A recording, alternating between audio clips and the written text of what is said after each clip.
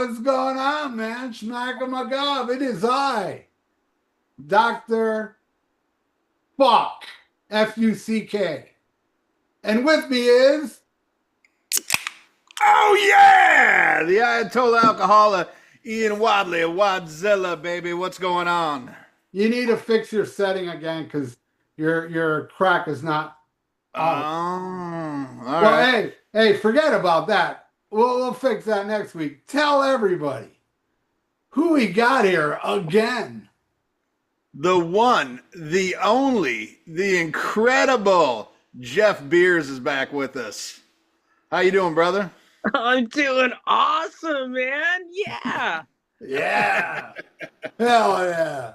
I actually listened to the episode we did with Jeff sometime last week because I've been every morning I walk and listen to our show now. Yeah. I just go I scroll and I listen to shows in the past.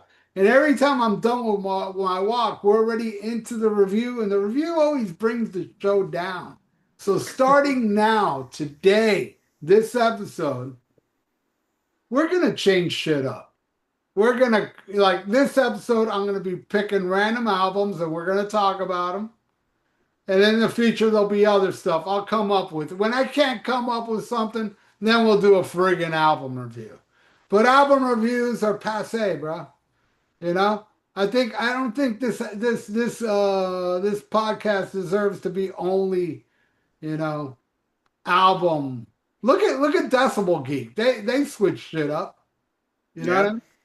So we got to be a little more like Decibel Geek, except, unlike them, we like our ass licked. Very true. Hey, You Jeff, like your ass licked, Jeff? Jeff, do you like your ass licked? I'm too ticklish. All right. Yeah. All right. Yeah, you don't want to pee on a broad. In other words, you're not a man yet.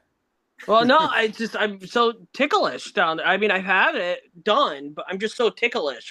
It's like, it's too ticklish. So you like the tickles? No, I don't like. It's just so tickly to me. It's just it's so tickly. I'm very ticklish. I'm a very ticklish guy. You got a ticklish butthole. I do. It's very ticklish. The only parts ticklish on me are under my arms and under my feet. And by the way, I am now known as the barefoot YouTuber. Right. I've had two different people complain about me not wearing shoes in my fucking house. Was it the same guy who complained about the Smithereens episode? Oh yeah. The day we start hey, the guy that was complaining about Smithereen episode, the guy said, well, I've been listening to you guys for years, and we appreciate it, man. Oh yeah. I don't know about Ian, but I appreciate it, man. But I do too, but you got to bust balls. No, but here's the deal. This is the cold honest truth. Till you do a podcast, bro, keep your opinions to yourself. Let the professional, let the big boys take care of the podcast. Or you can start your own podcast not talking about the Smithereens. We're going to do whatever the fuck we want. We are never, ever going to ask for, what should we do, everybody? Fuck that noise. But hey, you have every right to say that, but we have every right to say, we're not going to do that. We'll do whatever the fuck we want. You may not like the Smithereens, which is great. But me and Ian love the Smithereens, and so did Brian Davis.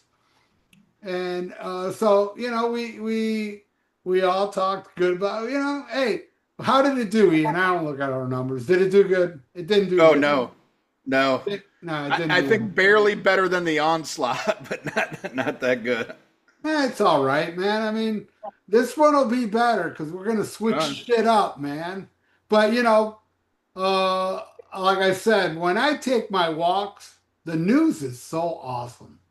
The news is really good, and and I want to do that. I want to go to the news and then talk about all these different bands. You know what I mean? And I want this to be kind of not a regular show, but we got to throw these shows in here and there, man, so we can talk about different bands in one episode. And hopefully, I'm keeping my fingers crossed, I pick a Smithereens album. Well, it doesn't matter. This episode's going to do great because it's going to be titled Jeff Beer's Ticklish Anus. Yeah, there you go. Yeah. How about ticklish rusty bullet hole? Yeah, right on. Hey, are you drinking PBR, brother? Yeah, dude. Godzilla's on the can. Mine too. Oh, no way! Dude! Yeah. So for you IPA drinking motherfuckers out there, scan the QR code here and get a set of balls sent to your fucking house. Drink a man's beer. That beer's that's headache beer, man. When I used to drink Pabst Blue Ribbon, it always gave me a fucking headache. Yeah, but you know what it doesn't do? It doesn't tickle your anus. Yeah, I can tell by looking. It just pickles your liver. Jeff Beers ain't giggling, so I know the beer ain't tickling his anus. No, it's not, man. Yeah. So Jeff, here's some things I'm curious about. Maybe you talked about in a last episode, but I don't recall. What do you do for a living, dude? Oh, I don't know. It's just some stuff, Oh, okay. Jeff Beers, male prostitute.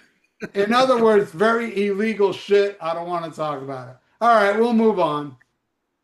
Okay. By the way, can you mail me some of that illegal shit?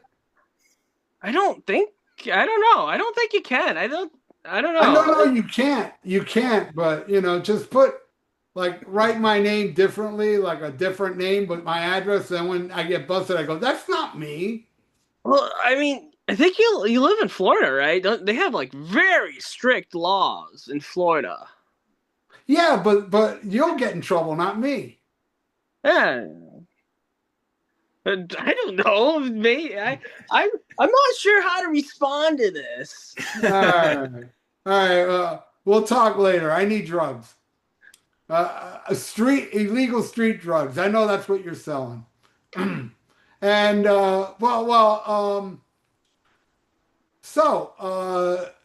we're going to talk about the news now, right? Okay, sure. Yeah, let's get into the news. I'm dying to hear Jeff Beer's perspective in things. Yeah. All right. Yeah. Well, Gary Holt has revealed the release date for the next Exodus album and says when he listens to it, it makes me want to cry. It's so good. And the date is March 20th. Are you guys excited about the new Exodus record? Yeah, it's not like I'm not looking forward to it. Yeah, but yeah, no, I'm not really excited. But I am. I think the word excited is too strong. It would be more the word curious. Yeah. I think expectations will be low, so it won't take a lot to make people happy. Well, I mean, I didn't have a problem with Kill Shovelhead, whatever the fuck that was called. Yeah. The other one I didn't like much, but Rob Dukes was very hated back when he was in the band. Yeah. I didn't mind him. I saw him live, and he was a decent, front man, not bad. He wasn't very liked, but I'm thinking too, the curiosity factor is, man, with as much shit as Rob Duke's got in the past, they need to deliver a fucking Tempo of the Damned type album. With very, not thrash for the sake of being thrash, which is basically their past few albums, Yeah. So I hope they do something that's pretty much all killer, no filler. Right, Jeff? Jeff, are you an Exodus fan? Yeah, man, Exodus. Yeah. Right. Hey, what's your favorite Exodus song? Oh gosh.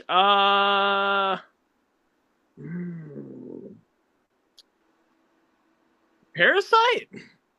Okay, hey, that's a deep track off the second album. Good one. Right on. Is Zetro, is that your favorite era of Exodus? Yeah, what's your favorite era of Exodus? Zetro, Bailoff, or Rob Dukes? It is actually. Is that because we both are Flames fan? We both are huge Calgary Flames fans. Nice. What is that? A group of homosexuals? No. Well, I mean, it's also a hockey team. Oh, Yeah. it's a hockey team. I thought it was, LGBTQ. I don't. Maybe it might. Yeah. Oh, it may be a hockey team full of flamers. Right on. That tickles my butt. Let's see. Paul Diano, they're going to release a live album in 2026 and says it will make all fans feel very proud. Well, that makes me wonder, when is it being taken from? Is it, towards the end, or is this like a throwback, something from the 80s? When's the last time you saw Diano live, Ralph? The only time I saw him was in 2010, and he was unbelievably awesome. So, hey, Yeah. a recording from 2010 would be nice. Yeah. How was the band? Well, that was a band. There's a band called Icarus Witch. I don't know if you ever heard of them. I think so. I Icarus, don't know, but I know the name. yeah, they're pretty good. I got a couple of their CDs. Well, they were opening for Diano, then they were Diano's backing band. So Diano was like touring America with a backing band, not his band per se. You know what I mean? There's a Right. cool version of Icarus Witch doing SATO by Ozzy with George Lynch on guitar. Nice. But they did like Adequate, at least? They were great. They were great. Okay. They nailed it. They did all the classic Maiden shit. They did one Battle Zone song, and then the rest was all classic Maiden off the first two albums. And they Which played Battle well. Zone? They played well. Diano was still standing at this point. He did complain about his legs after the show. They were bothering him. I met him. It was great, and he was great that night. And that night, like Tony Dio saw him, and I mean that tour, Tony Dio and Ralph saw him, and both they saw horrible shows where Diano was actually apologized how bad he was. I got lucky. Wow. Well, that's what I was wondering, because I have, he put out quite a few like live albums and compilations of varying quality, and it was all to make a buck, and I get it, but I hope it's not one of those. I hope it's actually something that, somebody put some time and care into, and that it's a decent performance, because that's how you want to remember it, man, because the guy was awesome. Let's see here. Tim Ripper Owens played the people in Slovakia, all 5 of them. Who? Tim Ripper Owens. Poor guy. Hey, Jeff, we're gonna say something. Oh, me and Paul, we share a birthday. We have the same birthday, and I have heard of the Icanar Witch or whatever. I have, because they do a lot of covers of songs, like the STA, and then the Ripper. They do a cover of the Ripper. Yeah, the Priest, right Judas on. Priest. It'd be awesome, Jeff, if you die the same day Diano died. I'm not saying soon, way in the future when you're like 175. I hope your death day is the same day Diano dies, since it'll be the same birthday and death day. Dude, and I got like the Iron Maiden, like Eddie from Killers, Nice. All right, yeah, okay. All right, you like the good Iron Maiden, I see. Yeah, man. I like Iron Maiden. Yeah, right on. They're rad, right? Totally rad. Yeah. Fuck yeah, Ian. You heard that? You got it from Mr. Beer's mouth. By the way, that's his real name. I asked him that. I go, is that your real last name? It is. His real last name is Beers. Can't go wrong there. Awesome. So you like a lot of beers? Yeah. You drink a lot of beers? Yeah. Right on. Yeah. I drink no beers, but but here's the deal. I'm not looking down on you guys, but you guys, I know Ian, waste a lot of money on beers. right? No. Yeah, you do. I waste a lot of money not on beers, but look at that, man. Oh, wow. I got the Kiss Alive box set, and I did an unboxing, and I explained it on the show, but I'll tell you real quick. This took a while for it to get here, and I was getting notifications on my phone where it was, and then the day it was coming to my house, I got a notification. All right, it's in Miami. It's on route to your house. I'm like, cool. So I'm out in my yard doing my little yard work in the front, and also my phone gives me a notification. I look at it and it says your package was delivered, and I'm like, what the fuck? I'm here, you know? And then I look and my package is on a floor that doesn't resemble my floor, you know? I'm like, this motherfucker left it at some other house. So I call FedEx. Then they made me call another number that only had a recording. And I left the recording, hey man, my package, here's the number, blah, blah. They never called me back.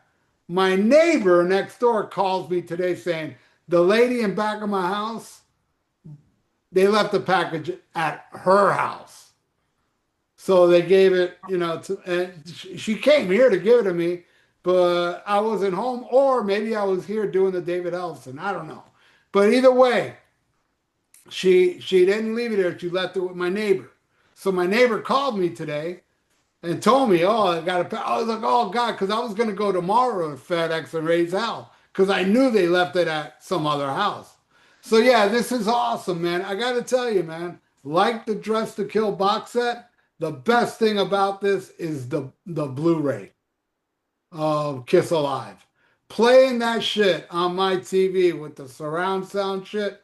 You know how Kiss Alive already sounds like you're there at the concert? It's one of those live albums that really, makes you feel like you're at a concert. Man, the Blu-ray amplified it to 10. And good stuff. There's sound check stuff. They're doing Strange Ways. And Oh, that was Gene, terrible with Gene. yeah, Ooh. Gene sings it, which proves that Peter Criss is the best singer of the band. Yeah. But not that Gene, I don't think it was horrible. I think Gene would be the second best choice. But yeah, compared to Peter Criss, nah, it's not good. But yeah, the live shows are great. I haven't gotten around to listening to the Kiss Alive vinyl version yet, but I heard, the Blu-ray of it, and I heard the shows. There's three vinyls, three other shows on here, and they're all fucking amazing. And one of them, I think it was, uh, yeah, it was in Davenport, Iowa. Man, I liked it because Paul wasn't really that annoying. Actually, Paul sounds a little lifeless, you know? Like in 100,000 years, how you feel, right? Doing all that crazy shit. And this one, it was more mellow. Like, I don't know, I enjoyed it more. Paul not, even when he's talking about, I heard people like to drink alcohol. It didn't sound as annoying as it does on the original. And yeah, so there you go. This is, instead of drinking beers, this is my beer money, actually. Well, just don't read the comic book that comes with it. It doesn't come with a comic book. No, I think there's a comic book. It's got all their blood in it and in the ink, and you'll get AIDS. Now that No, that so don't that do that. that blood went to Sports Illustrated. Oh, okay. My bad. So Did yeah, you there actually you go. I got the did Kiss you box buy this set. one or was it gifted to you? I bought it, but here's the deal. I paid a little over half of it because I had two people. Well, really one person. Because when I did the unboxing of Dress to Kill, I said, because J Man bought me that. I go, J Man, don't buy me the Kiss Alive. I'm buying this shit. I'm gonna buy it. And when I said that, this guy, real generous dude, sent me money, going, hey, this is to put in for the Kiss Alive box set, and somebody else that pays me monthly. So what I got out of both of them was almost half as much as what it's worth. So what are they charging for that box set? Might I ask? $419. Yeah, but dude, you waste more than that on beer. You know? I got 30 of these for $24. Yeah, but you get 30 of those for how many years? Trust me. This stays with me forever. Your beer just shoots out of your dick later. $400 for that shit. Yeah, Jesus yeah. Christ. But the thing is, I bought it where you're renting beer. Yeah, no. Hey, if you like it, that's great. I mean, I love just, it. You know, I I mean, love it. I got it. I haven't listened to it yet, though. I mean, I've got the I download. love it. What I didn't like was the shirt it brought. The back was awesome. The back is like the back cover of the Kiss Alive, but just the text. But the front, it looks like a mashup of the Kiss Alive album cover in Asylum. Believe it or not. Yeah. This stupid color on it. And I was like, what is this, Asylum? You know, it fucking sucks. Oh, You know, that's yeah, the buddy. shirt sucks. The back is nice. You know? Come here. But anyway. Who's I that, got my your grandson grandkid? here. All What do right. you want? What do you want, buddy? So when are you done? When am I done? Yeah. Not for a long time. I got to talk about $400 Kiss box sets. That's my penance. Okay. Okay. I love you. Okay, get back in there. I'm So grandpa. yeah, there you go.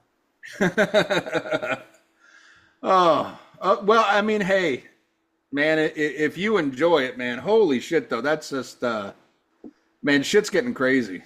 Like prices, I think. You know that shirt is $40. Oh, their shirts are insane. Like I went looking at stuff on their website, just like looking at what you could get, and it's like, I mean, it's fucking ridiculous. But I mean, it's not just like the vinyl box sets. Like I collect a lot of movies, man, and like the boutique labels, man. The prices are going through the fuck. They're pricing themselves out. Like who's paying for this shit? Oh, there are, man. Obviously, there are.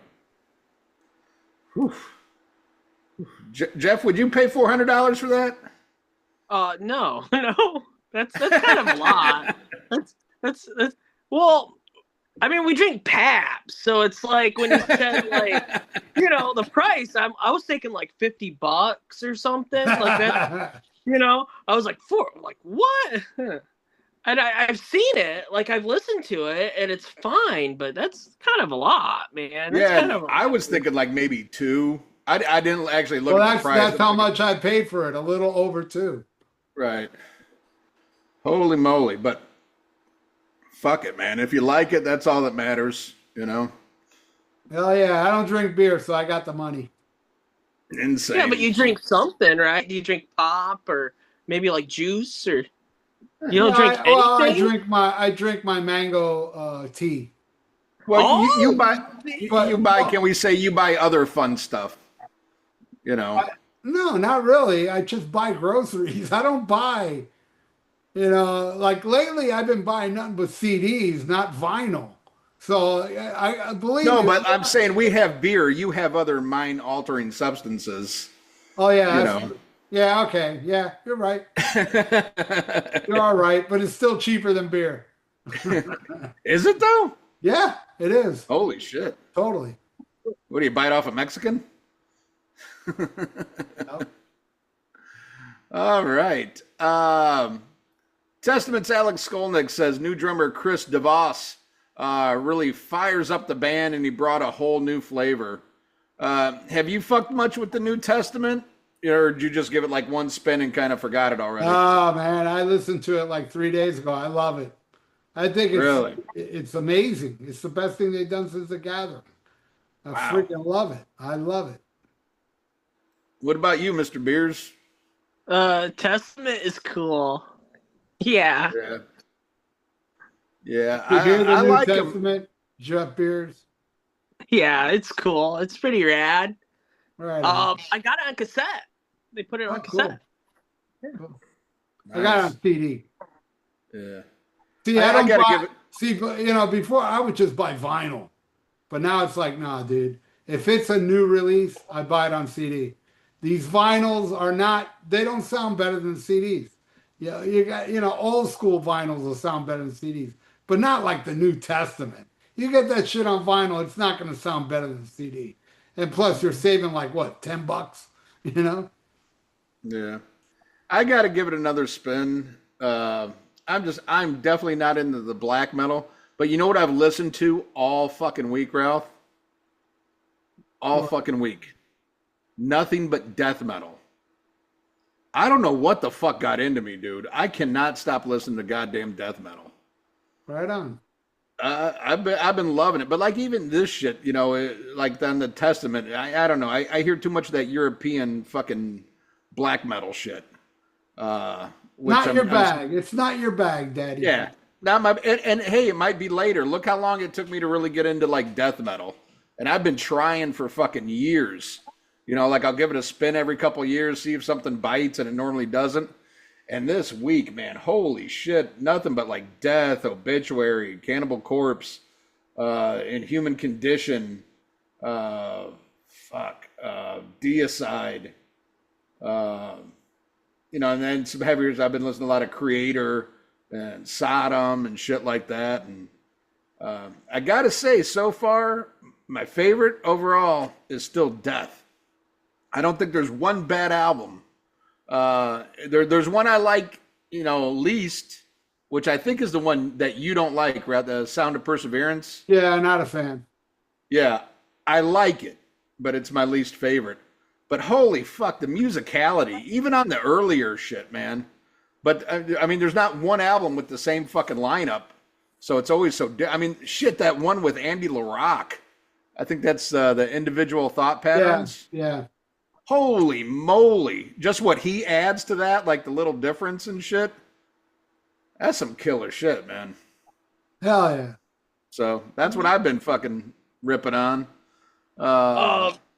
If you like death metal, you should check out my favorite death metal band of all time, Nocturnus. You ever heard of them? Yeah. Nocturnus is awesome. They're from Tampa. Yeah, they're not familiar. They got favorite. They got keyboards actually. Ooh. Yeah. Like what kind of like? Not like Bon Jovi keyboards. Death metal, but it's got some textures to it. I think it's Nocturnus I'm thinking about. Don't they have keyboards? Yeah. They have keyboards, right? Yeah, that's that. Yeah, that kind of like separates them from the pack a bit. But yeah, it's good stuff. Yeah, I'll check it out. My favorite's Morbid Angel. Ooh. Yeah, I've been listening to Morbid Angel too. That's my favorite. Now, I don't know if you can get into it, but like one of the most pure, brutal death metal bands that have been around forever is called Immolation. They're from Yonkers. Oh, really? Yeah, and but that is some, I don't know if you probably, that's extreme death metal, like really extreme, but god damn, I love it. It's awesome stuff. I'll check it out. Incantation's another cool one. Christian from Mexico is another great death metal band. I don't have any of those. Yeah, I've got quite a few of that stuff. Right on. Let's see what else is going on here. Malevolent Creation just announced the return of vocalist guitarist Darren Miller. Are you Malevolent Creation fan? I love them. I'm good friends with Phil. Oh, really? Yeah. Josh and Ryan were in Malevolent Creation for a little bit. Right. Yeah. I've known Malevolent Creation since the 80s, Yeah, what do you think of their newer shit? Do you like the guy that's coming back? Yeah. To me, man, 10 Commandments and Retribution can't be beat. And who's the drummer on Retribution? Marquez. Yeah. Yep. Well, right on. Are you excited about the new album, or are you just like, eh? Yeah. I'm always excited to see what they're doing. The one they did with Josh was pretty good. Something Beast. I have it. Dave Ellefson joined more than 1,000 musicians in Mexico City to perform a cover of Black Sabbath's Paranoid Apparently, it was an all ages show. No. I wonder how Hey. many groomed that day. Jeff, were you ever groomed by Dave Ellefson?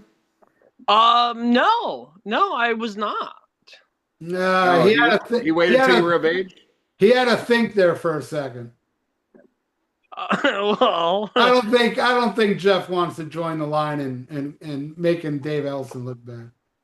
No. So did Dave Ellison tickle your butthole? no, he Okay. not yet. Anyway, Yeah, it's coming. All right. Let's see what else is going on here. George Lynch on Don Dokken. I've been the benefactor of his cheating due to his lying in a big way. I don't know what the fuck that means. I don't know. These guys, they will not go back and forth against each other, but yet they're still playing with each other. Every time you see them, it's like they bitch about each other, and then Tuesday they're playing together, in like Sioux City, Iowa.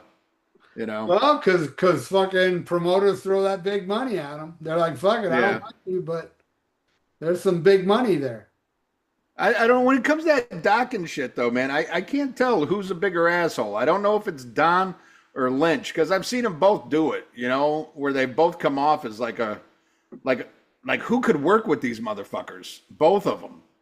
But I will say I'm much more of a George Lynch fan, but I'm gonna go yeah, see George Lynch in January. George Lynch has been down here. I'm not lying to you, like 2-3 times a year for like 4 years now, and I never go, ever go. And he's doing it again. And this time I'm like, dude, I'm going because all he does is docking. That's all I want to see. I don't care about lynch mob or whatever, no offense, Jeff, but all I like is the docking stuff, Yeah, and I haven't seen George Lynch since the Monsters of Rock tour in 1988. wow. That's the last time I saw George Lynch. I saw Docking like 4 times before that. But I thought he was doing more Lynch mob than Dokken. It's the other way around. No, he's doing nothing but docking. That's it. Oh, okay. It's already been announced that's what he's performing and shit. Yeah. Yeah, I'd go see that. He had a really good guy singing with him not too long ago in Lynch Mob. And I don't think the guy's with him anymore. I mean, they change members so quickly, but this like maybe a year or two ago, but it was like a young kid. I don't even think he was American, I don't know if he spoke the English. But man, he sang real fucking good. But who's a great singer, and I don't know, one of the millions of side projects he's got. One of them, man, I don't know. I think the band's name was something like Dirty Mary or something like that. Oh, Dirty Shirley? Is that it? Dirty. That singer is amazing. That's an amazing singer. And that was some kid, I think, from Italy who he's never even met, I think that was all done. That was like some Frontiers record shit, where they're just sending shit back and forth through the fucking mail, But no, that guy had a great voice.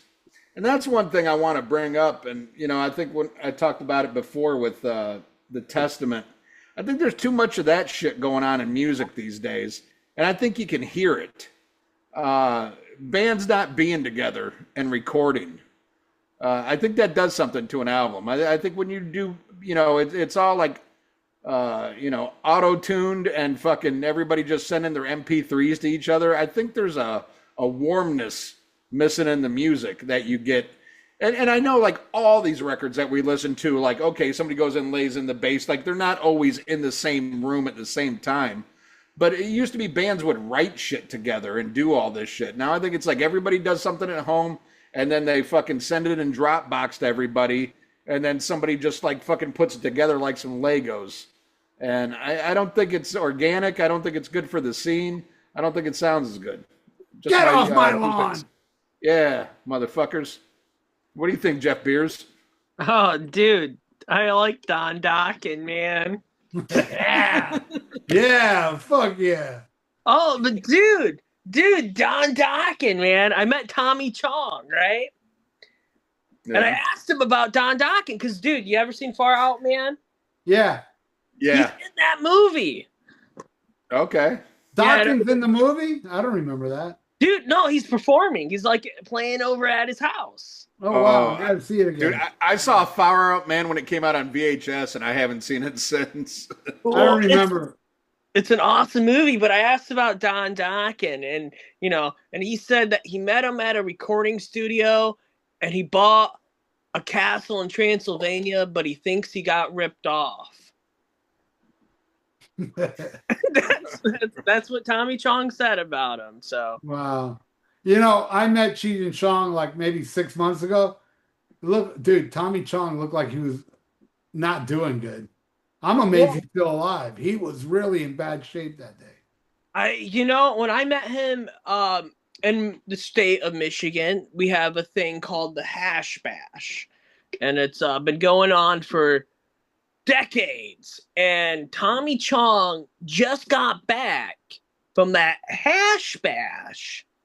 So that's all you could say. But he was looking great, man. Yeah. Yeah, he was all fucked up on hash. Yeah. Yeah, he was. Yeah. I smoked hash in Germany, you know? First time I ever smoked hash was in Germany. All 14, right on. 14 years old. Oh. That's why Tommy Chong's all fucked up. He doesn't spend his money on Kiss box set. He spends it on hash. And beer. That's why he's gonna die soon. But No, he's I don't like think- kind of like I don't think he Shredder. drinks. Oh Actually- man. Speaking of which, I when I met Cheech and Chong, I bought their THC shit. Yeah, you said it was horrible. Yeah, man. It's been because the thing is, when I met them, I haven't moved in here yet, but I had to come here for some reason after I met Cheech and Chong, and I left it here. I put it above the fridge. I left the THC drink, you know. And the other day, I'm cleaning around. I was like, oh shit, the Cheech and Chong shit. So I put it in the fridge. I put one can in the fridge. I had it later. I hate seltzer water, and that's what Ugh. like I couldn't finish it. Like I took two gulps. I was like, so I poured it out and I put it back. So it's like I got the whole box with all in one empty can. But yeah, it's terrible, terrible. Yeah, I bought the Cheech and Chong like mushrooms you can buy. Terrible, Oh. terrible. What a ripoff. Bad shit. Oh. But I don't hold it against them. Let's see here. Speaking of death, Death to All is touring. I watched some footage of this, man. This was killer. And Death to All is like former members of Death getting together and playing. I believe this lineup is Gene Hoglan, Steve DiGiorgio, Bobby Coble, all who played formerly with Death, and then this dude Max Phelps, who was in Cynic and Exist. And I think like right now the tour they're doing, they've toured like 3 or 4 times, and they do like a mishmash of 2 different albums. And on this one they were playing shit off of Scream Bloody Gore and Sound of Perseverance. And they do some other shit too, but they kind of stick to those 2 albums. Wow. Really fucking good. Well, Really I've fucking seen good. them. I have seen them, and I gotta tell you, I think Left to Die is better. Then Death, you mean? Left to Die is another Death tribute with Rick Ross and Terry Butler. What? Okay. Yeah, this is Death to All. Oh, what was the other one called? Left to Die. Left to Die. And who's in that one? Rick Ross is in it. Terry Butler. The singer. Oh, what band was he in? Oh, God damn it! Not Exhorter. I can't remember, but he's a great singer. He nails it. And when I saw him, they only did shit off the first 2 albums. Nice. Yeah, they didn't do none from Spiritual Healing, and I thought it was wicked, really wicked. But Death to All was really awesome too. I'm not bashing it. I thought they were great. They were awesome. But I tend to like Left to Die more because of the set list. Yeah.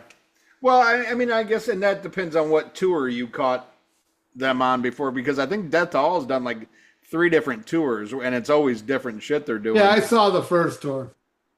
Um, but no, I'd go see that. I mean, I love Terry Butler. I mean, I've seen him multiple times with 6 Feet Under. I don't know. I don't think. No, I don't think I've ever seen Obituary. Oh man. Oh, I forgot. I can't believe I forgot this. I saw the most amazing tribute band this past Wednesday. No. Now, the greatest tribute band I ever saw was a band from Chicago called Mad Cat, where all they did was play Volume 4, but in their way. Right. That was the best. But this was the most accurate I've ever heard a band do the original stuff, and that was John Bonham's Led Zeppelin Experience. Oh, okay. They did the whole Physical Graffiti album, the whole thing, and they didn't play it in order. They did it, Kashmir was the last song. Oh, really? They left that till the end, and they ended the show with Rock and Roll and A Whole Lot of Love. Holy crap, that singer. And let me tell you, man, the guitar player, my brother got free tickets. And I'm going to my brother. Dude, is that a Jimmy Page clone or what? I mean, the guy looked identical to Jimmy Page, right? Mm-hmm. He had glasses on. He took the glasses off, and I was like, holy shit. That guy's popular in Japan. He's called Mr. Jimmy. He's the Jimmy Page of Japan. There's a whole documentary on him on YouTube. And I was like, dude, that guy played Jimmy Page perfectly. And he played what Jimmy Page done on the albums exactly, unlike Jimmy Page. You know what I mean? Right. But, oh my God. And Bonham, what a freak. What a freak drummer. The keyboardist was awesome, and the bass player, and the singer, man. That singer, Robert Plant to a T. And Jason Bonham announced that night that this is the 16th year of him doing this. And he started with that singer. So that singer's been there the whole time. But it was beyond amazing. And they were selling a John Bonham shirt, just his face. I was like, I got to buy that. So, yeah, I saw that this past Wednesday, and it was fucking mind-blowing. It was great.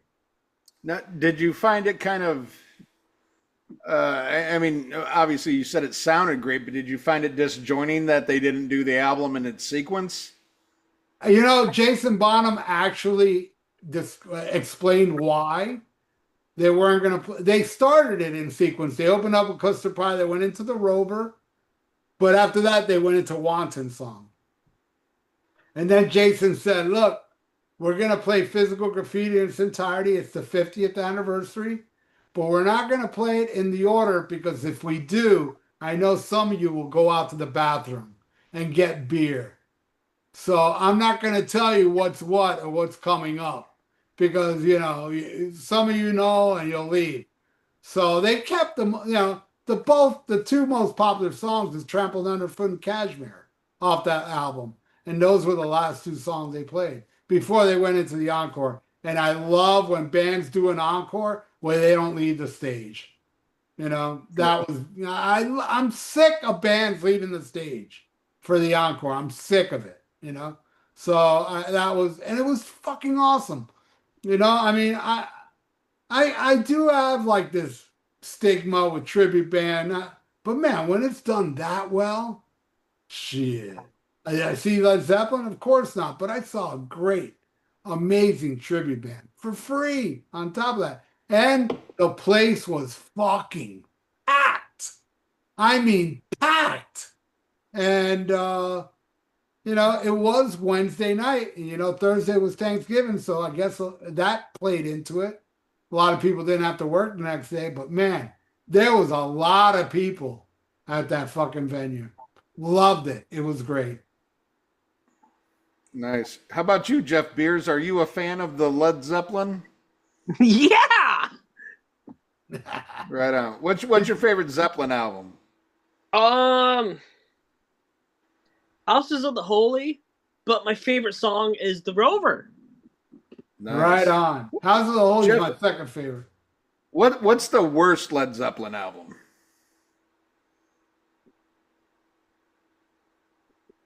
Hmm. The song that remains the same? No, You the know, correct answer is Kingdom Come.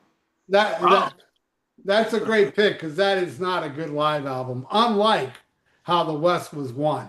That's a great live album. Although I will say, as much shit as that album gets in the movie and everything, the Since I've Been Loving You on that is fucking amazing. And also, No Quarter I thought was better than the studio version. No Yeah. Quarter on Song Remains the Same is phenomenal. And to me, also, you know what's really good are the songs that didn't make, that's on the bonus. Oh yeah. Yeah. Misty Mountain Hop, the Rover, not the Rover, the Ocean, and I think Yeah. there was another one. Was it Celebration Day? I can't remember. But man, those were great. I don't know why that didn't make the fucking album. the Really movie's good. wild, man. Like, it's a wild movie. I remember going to see that as a teenager at the midnight movies, getting drunk and stoned with my friends and going to see it. And I remember both times I passed out during Dazed and Confused. I just fell asleep. You woke up the next day and it was still playing. Yeah, exactly. Long ass version.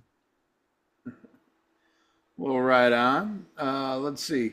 Mantis has confirmed that Cronus was invited to join him and Abaddon for the Welcome to Hell 45th anniversary celebration 2026. Not surprisingly, he turned it down. But it's a pretty cool lineup of who's going to join him. I don't know if you've seen this, Ralph, but Abaddon and what's his name? Mantis, whatever. Mantis. Yeah. So Tom Angel Ripper and Andy Briggs from Sodom, Tom G Warrior, What? Schmear, yeah, Tom Schmear from Destruction, Attila from Mayhem, Danny Lilker, Diva Satanica from Bloodhunter and Nervosa, and then some dude Blake Bulldozer from Rising Force and Inceptor. All these different people are going to perform with the other two original guys. I think at what's it going to be at? One of the big festivals over there. Fuck, that's gonna rule, man. Yeah, no, but yeah, they reached out because they're trying. Like, hey, let's bury the axe. We're all like fucking in our 60s. Let's do this and bow out. But he wants nothing to do with the other two guys, which is unfortunate. I can see promoters throw big money if you get Cronus back and do like a U.S. tour. They can play big venue. They could play big venues with good supporting acts. Venom can play the same venues like a Testament can play. You know what I mean? Yeah. Yeah, it's unfortunate, man. Because Venom's one, I was late to the party on Venom. But, man, when I got into him probably in the late 90s.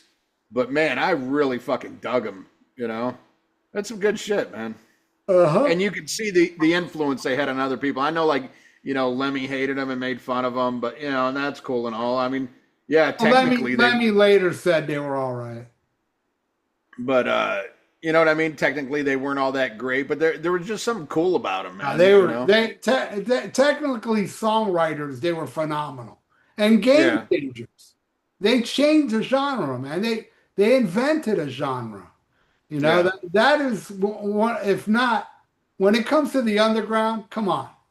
Show No Mercy and the First Battery is total Venom. And look how popular those two bands are. Venom is a game-changing band. They're extremely important. When it comes to death metal, who do you consider, Death or Possessed? Who do you think? I had Rick Ross on my show, and we asked him that same question. And what he said was Chuck loved Possess, but they were doing stuff before Chuck heard Possess that was in the vein of the death metal stuff. Now, Yeah. Possess beat them to the punch as far as releasing their album first, Seven Churches. Right. But many people point to Scream Bloody Gore as the first. But you know, Scream Bloody Gore, a lot of those songs were demoed by a band called Mantis. And Right. Mantis was, you know, very fucking brutal. But you know, I mean, Hellhammer was a very big influence on all that shit too. But Yeah. you know, it's hard for me to say, but um I would have to go with Death barely on Scream Bloody Gore because I think that was a little more as extreme as Seven Churches is. I thought like Mutilation and shit like that was like pumped up death metal. That I guess Right. I gotta hand it to Death, even though Possessed did it before, but I don't think you know. I think that Chuck was already influenced by Yeah. Venom and shit like that before ever hearing Possessed. But when he heard Possessed, he became fanatical. Right. I think it's almost kind of one of those like between Metallica and Exodus, where Exodus just took so long to get their shit together and get Bonded by Blood, finally Right. released. Yeah. It looks like they came later. Like there's even I was reading an article where they're talking about both Possessed and Death wrote a song in 1984 called Death Metal. But at that time, Death was still putting out demos while Possessed, already had a deal Well, with and the Combat. same thing, but the thing is that, and the same thing can be said with Death and Possessed, as Rick Ross said. They were influenced, but it wasn't really they were the first. Metallica already recorded Motor Breath, Hit the Lights, Metal Militia, all this shit before with Ron McGovney, before they even knew who Exodus was. You know what I'm saying? Right. They already were doing the thrash. Now, at the same time, was Exodus doing that at that time? I'm not sure, but I know by the time that they went up there with and got Cliff, that's when Exodus was a big influence on Metallica and Slayer. Yeah. Right on. Well, Ralph, are you going to make a trip to Anaheim, California for New Year's Eve? Don't plan on it. What's going on? Glenn Danzig gonna sing Elvis on New Year's. Oh, yeah, man! Elvis and Danzig. I gotta Are say, you gonna go, Jeff? well, No, I don't think so. But it sounds like something. I love early Danzig and I love Elvis, but that Danzig sing Elvis was brutal. That album, but I will give it one little credit though. There's a song on that Danzig album called "Pocket Full of Rainbows" that I didn't hear before and then I checked out the Elvis version. So, and it's a great song. I love that song. So Danzig, because of his crappy cover, turned me on to a really killer Elvis song. And I think it's cool, man. Danzig's into Elvis. That's awesome. Yeah, He knows what's up, unlike Ian. yeah, no, not a big fan. Are you an Elvis fan, Jeff Beers? I love Bubba Hotep. Yeah, yeah. Bruce Campbell. Now that I like. I love Bubba Hotep. But yeah, I'll pass on Elvis. But I'll take Bruce Campbell doing Elvis all day long. So yeah, big pass for me. And I'm surprised. Well, I guess I'm not really surprised because even though the album that he put out doing the Elvis shit, took a beating, from critics and from fans, but that's what Danzig is into, and he always has. So he's staying true to himself and saying fuck everything else. And there'll probably be 20 people there. Hey man, there'd be 21 if it was down here. I'd go see it. Yeah. I'd go see Danzig sing Elvis if it was playing down here. I'd definitely go. Well, Death Angel, featuring our friend Will Carroll, They're on tour right now doing Act 3 in its entirety. And if memory serves me correct, you're not a big fan of that album, huh, Ralph? I love that album. Oh, you do? It's the second one, and I don't Oh, hate the Frolic in the second. Park? The second one I don't hate, but I think some of the songs are a little disjointed. And it's funny. I said that to Mark, and he told me I can't agree with you more, man. He also don't like that album. But I told him I don't hate it. I like some of it, but he was like, yeah, but that's my least favorite. He doesn't like that album. They don't like that song "Bored." They don't play that song "Bored." I know, which sucks because, I love it. But when I saw them, they didn't play it either. But I mean, it was so good. I couldn't complain. Oh, But I come do on. love. Come I on, do love that they song. have so much better songs than "Bored." I'm I fine. know, but yeah, but I mean, that's the thing. That's the first Death Angel song I ever heard, and I always liked it. Yeah, they got better shit, and I'm a big fan of like later era. Like, I think they put out some really great shit once they reformed. Um, I don't think anything they've done, touches the ultra violence, you know, but they still got some great shit. But I My still love second that. favorite is "Dream Calls for Blood." That's my second favorite. Yeah, That album's fucking awesome.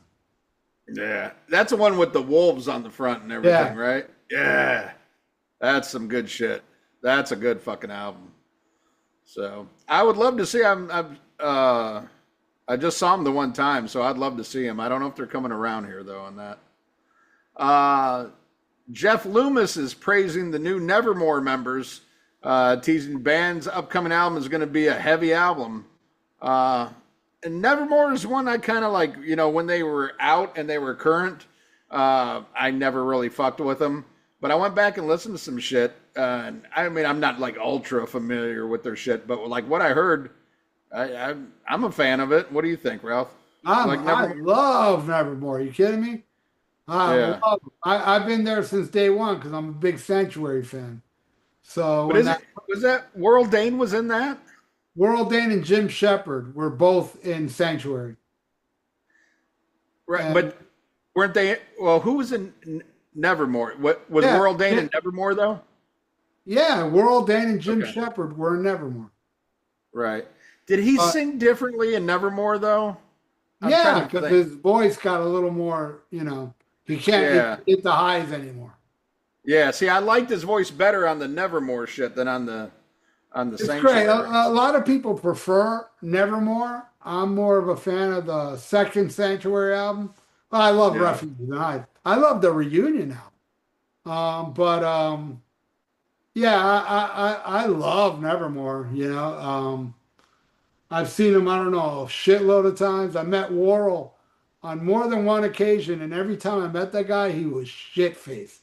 Well, There's that's why he's dead. I actually have a picture of me, my friend Don, and Caesar, all three of us holding him up. It looks like Weekend at Bernie's. It really does. He looks like a dead, like we're propping up a dead guy. He's like, oh, I'm fucked up, and we're like holding him up. He was just the nicest, sweetest dude. And what a shame that he passed away. And I understand he like kicked his habits. And Oh, before he died, he did? yeah, Oh, I didn't know that. I'm pretty sure. And he died in Central America.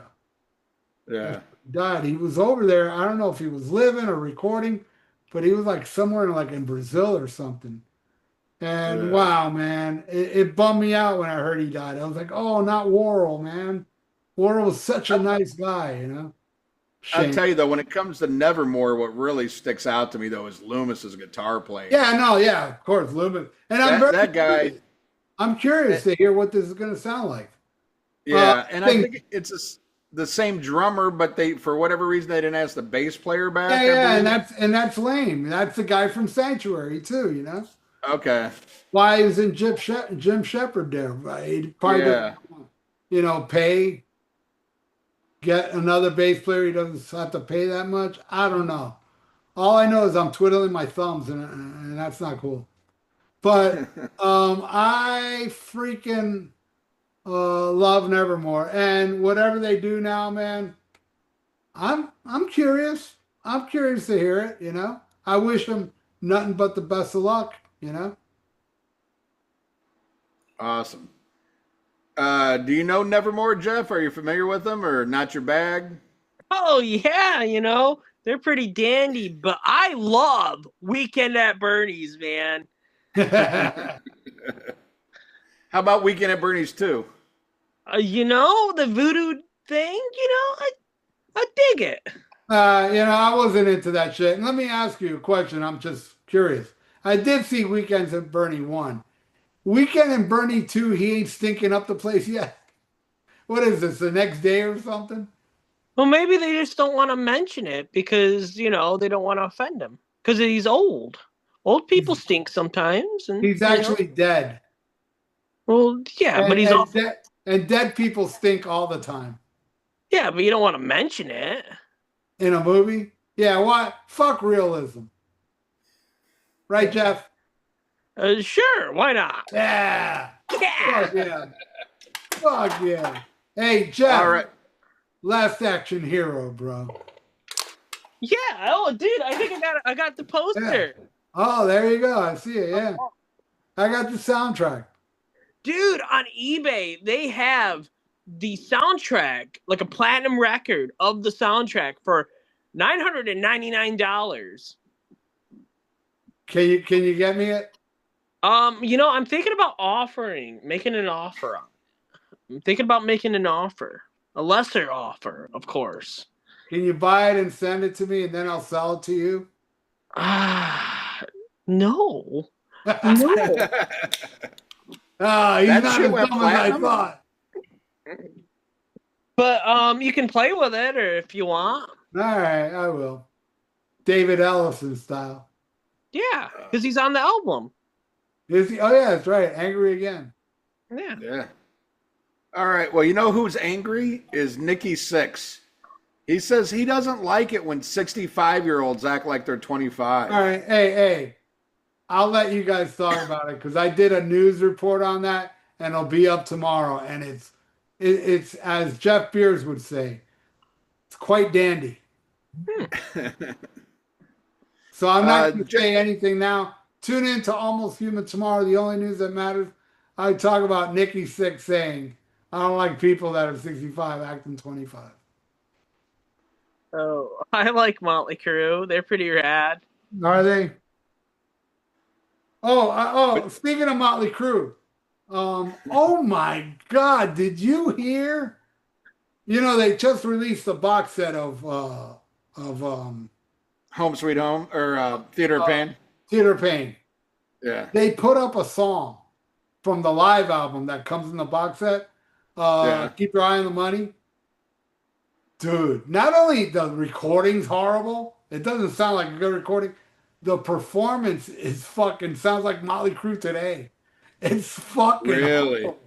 It's horrible. Wow. Terrible. I can't believe they thought not only to release this crap, but they thought, yeah, let's give this as a teaser. Of course, Motley Crue twats will buy it, but wow, it's really bad. I'm glad I buy beer and I don't have money to buy the Theater of Pain. Yeah, there you go. Yeah. No, I don't buy beer, and I'm still not buying that shit. But somebody will buy it for you, so that's that'd be nice. Yeah, that's the only thing I was hoping for because obviously I'm not going to buy this shit. I'm going to fucking download that shit. But the one thing I was hoping for is like maybe we'll get a good live show out of it. No, it's that bad. Huh? Well, just one song I heard. I doubt the rest is good. The quality of the recording is horrible too. Yeah, that surprises me. What's your favorite track off of Theater of Pain, Jeff Beers? Oh, use it or lose it, man. Yeah. Mine as well. Well, I'm a City Boy Blues man myself. I think City Boy Blues is awesome, but the demo version. The demo to City Boy Blues blows away the Theater of Pain version, in my opinion. I mean, I would get more excited about it, but, I'm almost 52, so I'm going to act my age and just say Motley Crue sucks. I'm not going to act like a 25-year-old who thinks Motley Crue's good. And I just saw those assholes. Oh, God. And rumor has it that they were trying to reunite all the living members of Rat for this latest tour they're doing. Uh, the one with Rat. Tesla and Extreme. But for whatever reason, I guess you can't get the rest of the guys in a room with Blotzer and Crucier. But yeah, so they ended up with Tesla, who I love Tesla. Don't get it twisted. Don't shit the bed. But fucking Extreme, you're gonna fucking have Extreme open up. Extreme sucks. Extreme, man. Come on, man. Kid Ego. Yeah. Kid Ego sucks. Oh, Kid Ego sucks. Hey, he never wanted to reunite Rat. That's bullshit. I saw there's a video of a guy saying that Motley Crue want Rat, and now if you watch the interview, Nikki Sixx like, some bands they only have like 2 members left and this and that, and we'd like to. We have 3. And he's like, and then he goes, and things go round and round, and things go, and then the guy paused it. He said round and rounds. You know what he's getting at. Is that what it was? That doesn't mean anything. Oh, okay. But but hey, it is a wise move getting Tesla and Extreme because. Is it though? Yes, because that's who would want to see Motley Crue. Nobody. I mean, people that would want to see Motley Crue want to see Tesla and Extreme. If you get like some other bands on there, that's not hair farmer bands. And I'm sorry, Tesla may not be a hair farmer band, but they appeal to the hair farmer audience. True. So like Jeff Beers. And what do you call so my point of the matter is that I think it's a wise move. They take out hair bands because that's all Motley Crue appeals to is people that are just no offense, Jeff. People are just they want to grasp onto the old glories, but if you're gonna go see Motley Crue today, you're not seeing Motley Crue, not the Motley Crue I saw. Right. But I saw Motley Crue with Mick Mars in the later years, and that wasn't the Motley Crue either. Right. The Motley Crue from the '80s are dead. I just think I could name like 40 other fucking hair bands I think would be better than fucking Extreme, but that could be my personal prejudice. Yeah, no, I agree, but Extreme has an audience, dude, believe it or not. Oh, okay. Well, I mean, they are like a bigger, like a little theater band. They can't play like an amphitheater or nothing. But to me, they're like Trickster level, No, Trickster's way lower than them. Trickster plays bowling alleys. Fucking Extreme can play like a little theater, That's a terrible thing to say about bowling alleys. Yeah, well. Dude, I seen Trickster at a bowling alley. How were they, Jeff? It was like one of their acoustic things, but I actually have a couple of little things up there signed by some. Oh yeah, did they give it to you good? Oh, they gave it to me good. Oh Lord! Did Steve Brown sign it, Ace Frehley? No, no. No, okay. But Trickster, man, and Extreme, and this Tesla band sounds fantastic to this guy, man. Hell yeah, man! Jeff Beers, hair farmer extraordinaire. All right. Well, speaking of things that suck, did any of you guys watch original Kiss drummer Peter Criss sing "Beth" at a New York City charity event honoring Kiss guitar players who have died from AIDS? No, I did not see that. I saw it. I have to look it up. I saw it. It wasn't terrible. He had some chick up there singing it with him. Ooh. Was it just like acoustic or? It was him and Paul Schaefer. Paul Schaefer played the piano. He sang it, and he had some black girl up there singing along with him. It was all right. Yeah. Yeah, I don't know. I'm gonna check it out just once, this new album whenever the fuck it comes out. But I wasn't impressed by that Alice Cooper ripoff song he put out. That was nothing to write home about. So Anyway, he's next. He'll be dead soon. Let's see. David Ellison admits Megadeth lost the plot during the Risk period. Jeff Beers, what's your opinions of Risk? Is that top tier Megadeth to you? I love Crush 'em, man. Yeah, do you remember like WCW Nitro when that shit got premiered? Dude, with Goldberg, man. Oh, dude, in the video with John Claude Van Damme. Super awesome. I love Crush 'em. I think I got this single somewhere. Oh, dude. Oh. Right here. Wow. Oh, that's cool. Hey, Yeah, Ian, it comes with Ian. Crush 'em and Crush 'em. Hey, Ian, you know what we just witnessed? What's Jeff that? Beers catching AIDS, grabbing that CD. Oh no, this has the radio version and the album version of the song. Wow, pretty I rad. don't know which one's worse. I don't know. And then there's the fan version that just is called "Fuck 'em." Well, then there's Fuck the the fans. Jock Mix. There's like the Jock Mix version that's on the Breadline single. That's pretty damn. Another shitty song. So Jeff Beers is totally into bands that lose the plot. I just like really just huge, big, dumb songs that are just, it's Well, it don't get much dumber, so there you go. Crush 'em, yeah, Crush 'em, Hell yeah. You earned that All right. mullet, bro. Yeah. I don't really care for the rest of the album. I mean, that much. I mean, Prince of Darkness. I mean, that's a song. Yeah. Yeah, it is a song. It's a shitty song, but no less a song. Yeah. Well, Uli John Roth is going to celebrate the 50th anniversary of the Scorpions' Virgin Killer album at the 2026 Wacken Open Air Festival. And I'm down for that, but he's got to put the original album cover behind him as the backdrop. Oh. Man, I would That's what love I to think. see Uli play Catcher Train. Catcher Train is such one of the greatest Scorpion songs.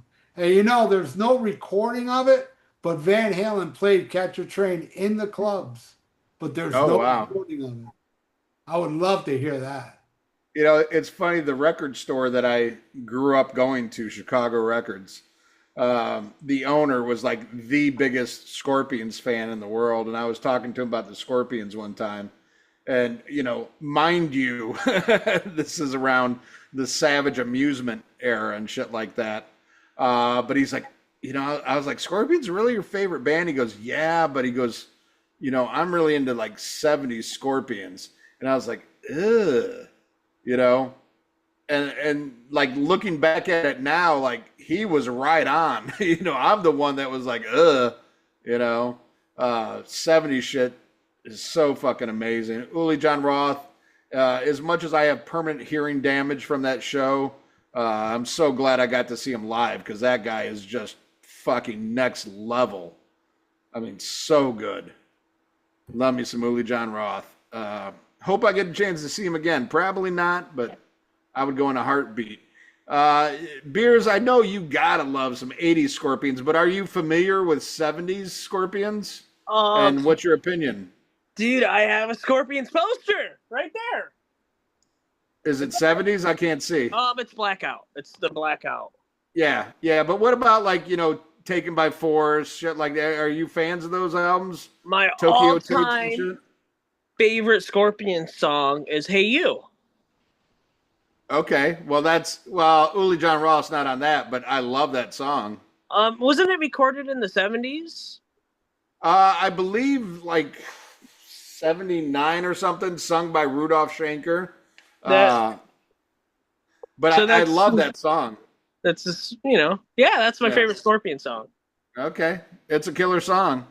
I remember that on the Best of Rockers and Ballads compilation. Fantastic album. That's really awesome. Yeah, I lost that in my first divorce. Well, actually, my only divorce. But yeah, the wife took Dude, that one. no way. Was that Yeah, wasn't but I like in married her the again, so it's all good now, you know. But man. Do yeah, you no, have Hey an You, album? love that shit. Do you have it now though?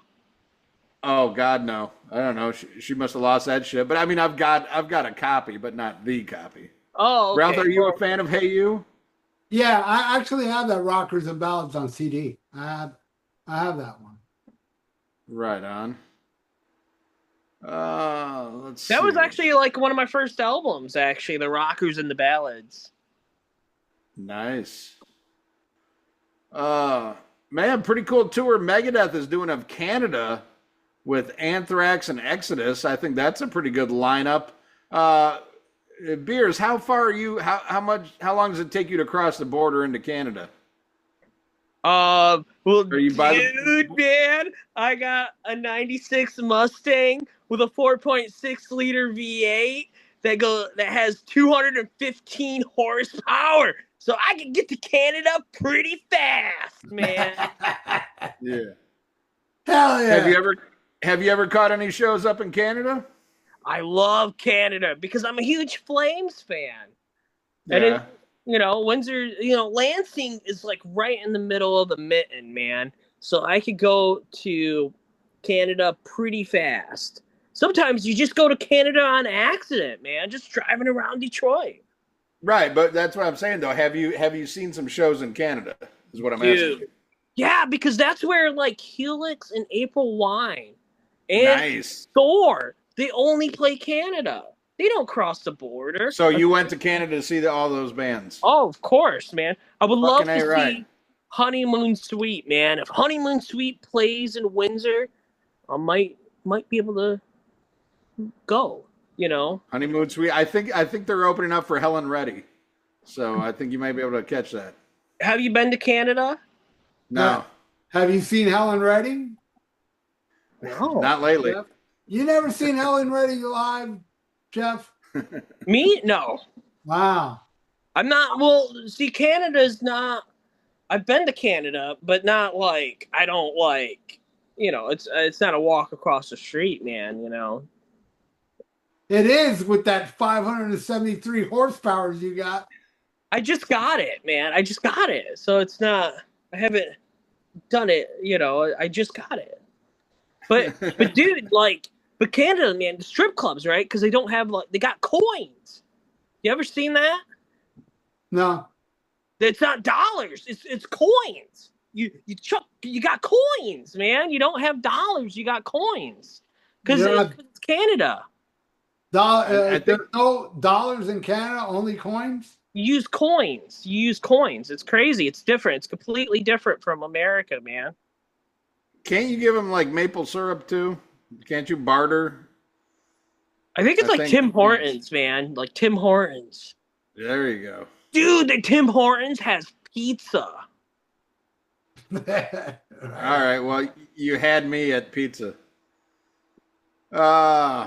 Here's an interesting development. Former Overkill members Bobby Gustafson and Jason Bittner are now working on a project together. That sounds pretty fucking cool. I actually wrote Bobby when I heard that. Yeah. I wrote him. I was like, "Holy shit, dude!" Because Bobby was at the category Right. 7 show, or it's 9, whatever they're called. He was there, so maybe that's where they hooked up. I don't know, but I wrote him. I go, bro, because the thing is, Bobby hit me up for if I knew any drummers down here, Right. and I didn't. I knew drummers, but they were flakes, and I wasn't going to introduce them to Bobby. I don't want. Yeah. I didn't know no dependable drummers. So Yeah. when I heard he hooked, I wrote him. I go, bro, if I would have found you a drummer, it wouldn't have been no Jason Bittner. I'll tell you that. Yeah. Nah, he's a fucking beast, man. I'm Oh, he's looking a forward great to drummer. that. Yeah, I look forward to it. Bobby is awesome, man. He's awesome. Yeah. He We gotta still get Bobby writes- on the fucking show, man. He still writes great riffs. So I'm gonna have Bobby here at my house a week from next Sunday.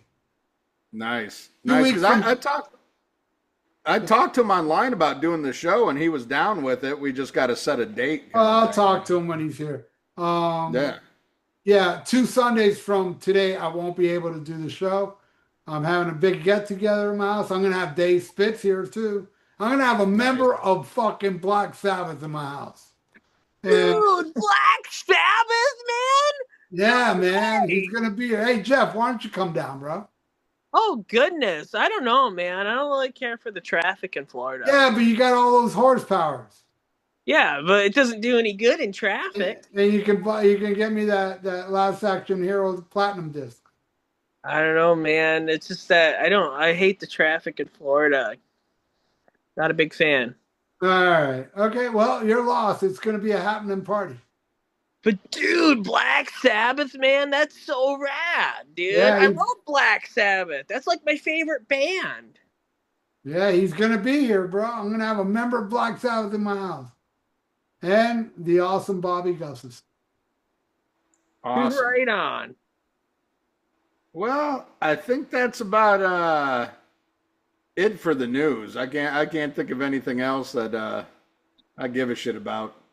All right, well, now we're gonna have some fucking fun. Oh wait, I was gonna mention. You mentioned Tim Ripper Owens earlier.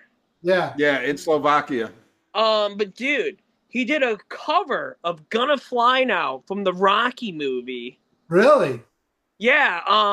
I went and seen this over in Howell in Michigan. They showed the movie Airheads, and after the movie, they had a Motorhead tribute band. But the singer from this Motorhead tribute band released a couple of singles of "Eye of the Tiger" and "Gonna Fly Now," and he had Ripper Owens sing them. I gotta check that out. Ripper Owens will guest on anybody's shit. Like he's always. It's like $1,000 or something to get him, I believe. I don't know how much, but unfortunately, I'm not mad about this. By the way, I'm not upset at all. But I was gonna be on the next Merciful Fate tribute album, the one that we did before, and I recorded Return of the Vampire, and they hired Ripper Owens to sing it. So my version is not gonna be released. But the good news is I got my version. You know, I when the guy recorded me, I took it home. So I still got it. I think I did a great job, but the powers that be, I don't know whether he didn't like my version or he thought, wow, if I get Ripper Owens on it, you know. But I'm not upset. Yeah. Whatever, you know. He's a great dude and no hard feelings. I don't give a fuck. You know, I'm Mr. Ego, as certain dickhead said about me. But I don't care. I recorded it. I have it. It sounds good. Well, now Ripper did it. And they sent me a version. And of course, Ripper did it better than me. I'm not going to lie. You know, but still, my version was pretty badass. And I still got it. I have it myself. Well, you know, I got, Ripper Owens was actually on an Eddie and the Boozers tribute album. And it cost $20 in a Philly cheesesteak sandwich. You know, so he's affordable. I think that's what happened. I think you got underbid. You know, I don't know how much this dude paid him, but hey, I did it for free. Well, it's like if you go to his website, I do believe it says like $1,000 or something. I think that's how much it costs. It's not bad. Yeah, you know, Ripper Owens, man, the guy's got a name. If you got the money, why not? But dude. Ripper Owens replaced Rob Halford and you, man. You got something in common with Rob. And he replaced Matt Barlow. Matt Barlow, Rob Halford, and Dr. Fuck. Dude, that's kind of cool, man. Yeah, you know, I never looked at it that way. See, Jeff brought me that glass half full while I was looking at it half empty. Jeff, you're fucking rad, bro. Thank you. You're rad yourself, man. I know that, dude. I you don't have to tell me that. I know that every day I wake up a little earlier to spend more time with myself. You know what I mean? Oh, dude, I know exactly what you mean. Yeah, fuck yeah, Jeff. Right on. All right, so are we done? Can I start picking records? Go for it. Pick some records. All right. This is going to be a great show. We're all going to talk about whatever the fuck I pull out. So where do I go, Ian? Top right. Top right. Right here? Right there. Yep, right there. Oh, Bachman Turner Overdrive. Dude, BTO, that's the one with four-wheel drive on it, right? Yeah. No. No? This one has Taking Care of Business. Oh, well, yeah, but four-wheel drive, that's my favorite BTO song. Yeah, but it's not on this one. But Yeah, if it no, was, that's an album. Four Wheel Drive's an album. This is Bachman Turner Overdrive Part 2. You guys know this? yeah, Yeah. that's the one without four-wheel drive. Yeah. It's the one with Taking Care of Business Yeah, that every song. day. Wow, there's 2 albums in here. Wait, what the fuck? Oh, look. I got in here BTO Not Fragile. That's a great. Actually, I have that. And You must have been drunk. this is BTO too. So yeah, I actually do have it. So there you go. All right, not much to talk about that one. So it's I a know good one. if All it right. had four-wheel drive, it would, because that's my favorite song. I mean, I think BTO is a good band. Classic example of a band that never would have made it in the 80s, but did great in the 70s. They blew Vangina off the stage though. They were Yeah. so good. All right, now this side, right? Up Go here, ahead. up or down? Down low, low and slow. There you Right go. here. Yep. Oh,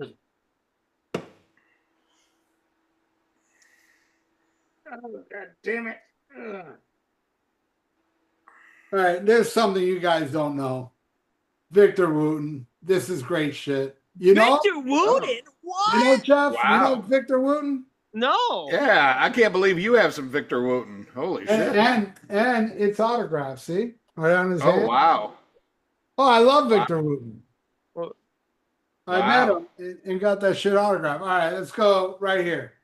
Did you get to see him live or you just met him? I've seen him live twice. You know, no, 3 times. The last time I saw Victor Wooten live, and it was actually really funny.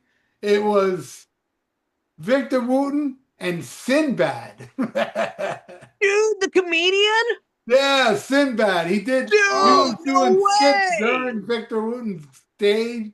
So it was fucking funny. I was never a Sinbad fan, but he was hilarious that night. Dude, Sinbad kicks ass. You ever seen this Kazam movie? No. Well, he's not in it, so maybe you should. All right. Yeah, that's Shaq. Yeah. All right, so Shaq, I go right here? Right Ask here? the beers. Let beers do the picking. Oh, I gotta say, pull out a J, Dr. Fuck. There we go. Oh, the new Cheap Trick I'm not a big fan of. But I love this album. Ian didn't like it. Nah, But not a fan. you never got around to listen to New Cheap Trick yet? Nah, I only heard the first single and was not impressed by that one. I didn't hear the second one. I listened to it yesterday again, giving it another Yeah. chance. It's not doing anything for me. But Charlie Hill thinks it's the best album they've done with Dax yet. So what do I know? So what would you say as a Cheap Trick fan? Is it just songwriting? Is it production? Is it everything? You know what it What's is? lacking? You know what it is? It's lacking what I love about Cheap Trick. There is one song. What's the name of the song? There's one song on here that reminds me of Cheap Trick a lot, like good Cheap Trick, and that is Bet It All. Bet It All is the best song on here. It's a little demented, like early Cheap Trick first album. Yeah. But you know, a lot of it is just I don't know, man. Yeah, see, like that other the other horrible one you pulled out. I just thought it was so bland. It just sounded like mailed in, nothing stuck out, nothing stuck in my brain, no riff, no chorus. No, I thought that whole Okay. album was good. Okay, Except well, for Party. That was it. What was it called? Party or something like that? That was a terrible song. The Party. But Yeah. the song I really like on here is Quit Waking Me Up. So It Goes is great. And Another World, both versions of Another World. Boys, Girls, and Rock and Roll. And my favorite song, which I can't see the track listing here, Light Up the Fire is my favorite song off of this, which I like. I will say, it's better than anything ever released by Oasis. Cheap Trick owns Oasis. You know? Hey. Oh man, somebody's gonna wish death on you now. Ah.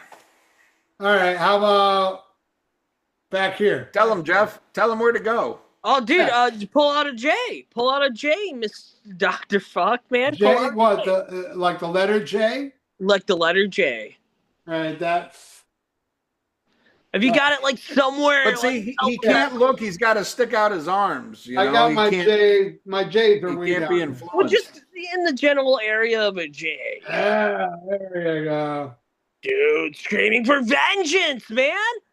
A fantastic album by I would say the greatest opening to any album ever is the Hellion Electric Eye. Greatest. Yeah. This album, the dark horse song for me on this album, Fever. Ooh, do I love Fever. dude. Prisoner. And Era. it's the greatest Judas Priest album of the '80s, and that's science. That's not just my opinion. It's Okay. better than British Steel. All right. Whatever you say there, boss. But yeah, it's an awesome album. I hate You Got Another Thing Coming. It's the only song I don't like on here. Really? Are you burned out, or you just never cared? No, I never liked it. Really? When I first got this album, it wasn't that I hate Another Thing Coming. I was just like, that's my least favorite song. But then they made the video. Then it became like their biggest hit. And I'm like, why? Electric Eye, come on. Even you got to admit, Electric Eye is a better song. You know? Oh yeah. Oh, but I disagree. I still love You Got Another Thing. In fact, even my dad liked You Got Another Thing Coming. Yeah, I don't like it. I don't like songs that they sing a line and they do a riff. They sing a line, they do a riff. I hate songs like that.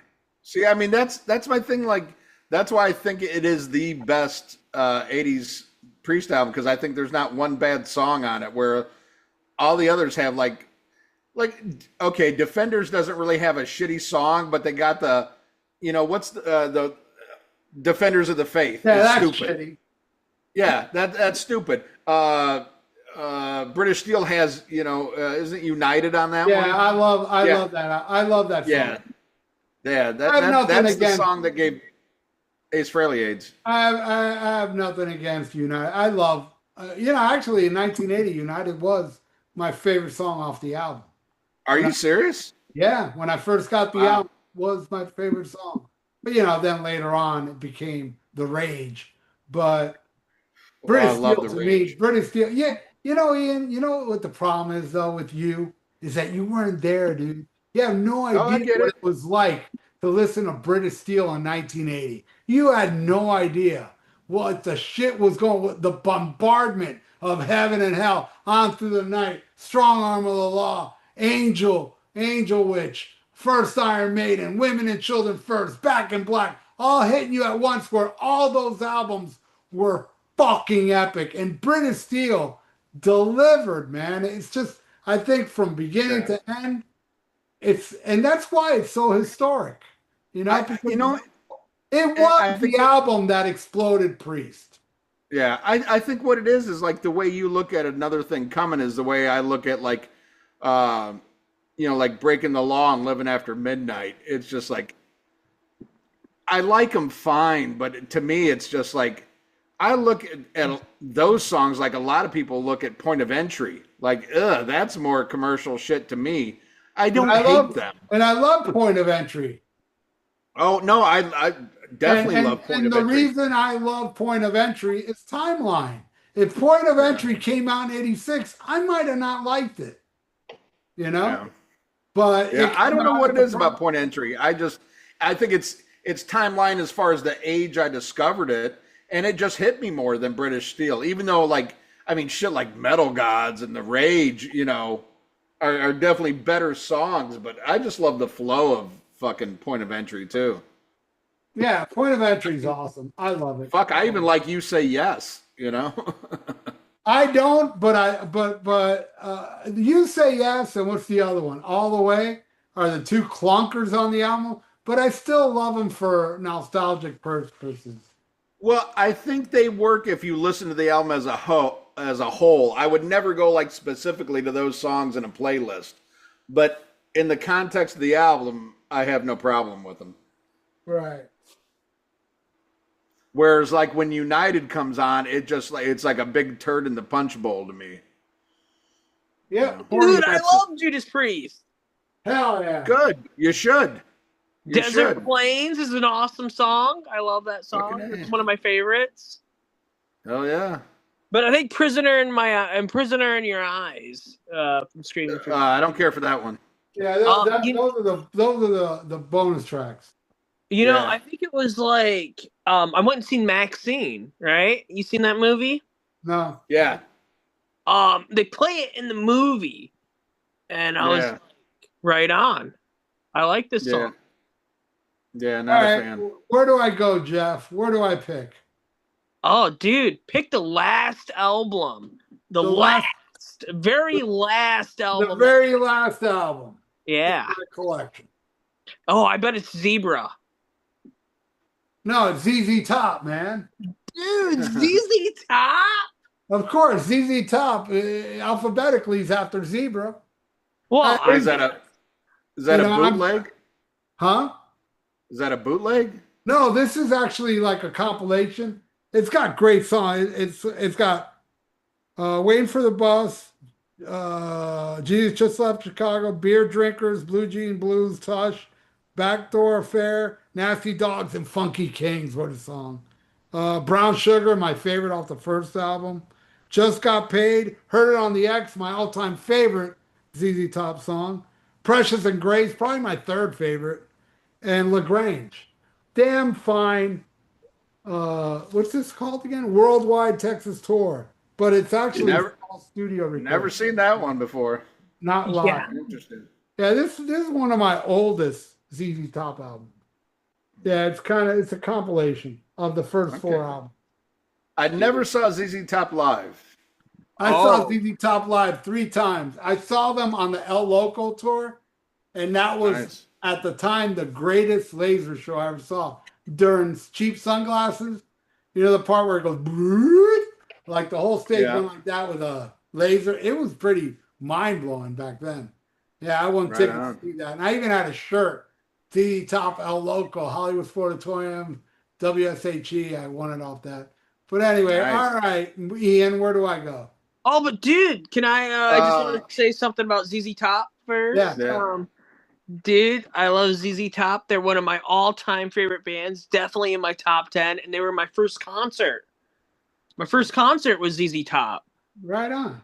And I never seen that compilation. I'm going to have to see if I can hunt it down. Is it, well, like, I know, like, in the 70s, you find, like, a lot of, like, weird compilations, like Black Sabbath. I know they have, like, a lot of, like, random compilation albums. Is that like something like that, or is that? Yeah. I don't know if ZZ Top was getting ripped off back then though, because there weren't a lot of greatest hits albums. I think that's the only one. I think there's Best of ZZ Top. There's that one, but that was much later though, right? Yeah. Because it was before all the Eliminator bullshit. But I think it was this is before. Yeah. Tejas, you know, it's a right. No, but the best of I think he's talking about came out like right after El Loco or right around that time. I know which one you're talking about. Warner Brothers put it out. Let me ask you, Senor Beers, if I could. How old are you? Can we talk about that? Early 30s. Early 30s. No, just time frame for like the music you're into, which is you know crazy because you know for your age and the shit that you're into, did your parents influence this shit? Are you heavily influenced by your parents' music or? No, my dad hates music. My mom's indifferent. How did you discover your passion? Because you're a little old for like the MTV shit and or a little I don't know. I should say for that. You know, I think there was actually an album versus album that I had Dr. Fucked You, and it was the Power Rangers album versus the Biker Mice from Mars album. If I mean, you have a kid. Maybe you kind of know some of this. Do you know Biker Mice from Mars and Power Rangers and stuff? I've heard of Power Rangers. I don't know what the other shit you're talking about Okay. is. Well, like I feel like after sort of like the early 90s, like the hard rock was really marketed towards children, you know? So I think when I was a kid, like this Biker Mice from Mars album, which was like a cartoon, it was kind of like a Ninja Turtles ripoff where the mice rode motorcycles, but on the album they had Jeff Scott Soto sing, and it was like Born to Be Wild, um, uh, Rocking Down the Highway was on that album, and then on that Power Rangers album, it was like hard rock.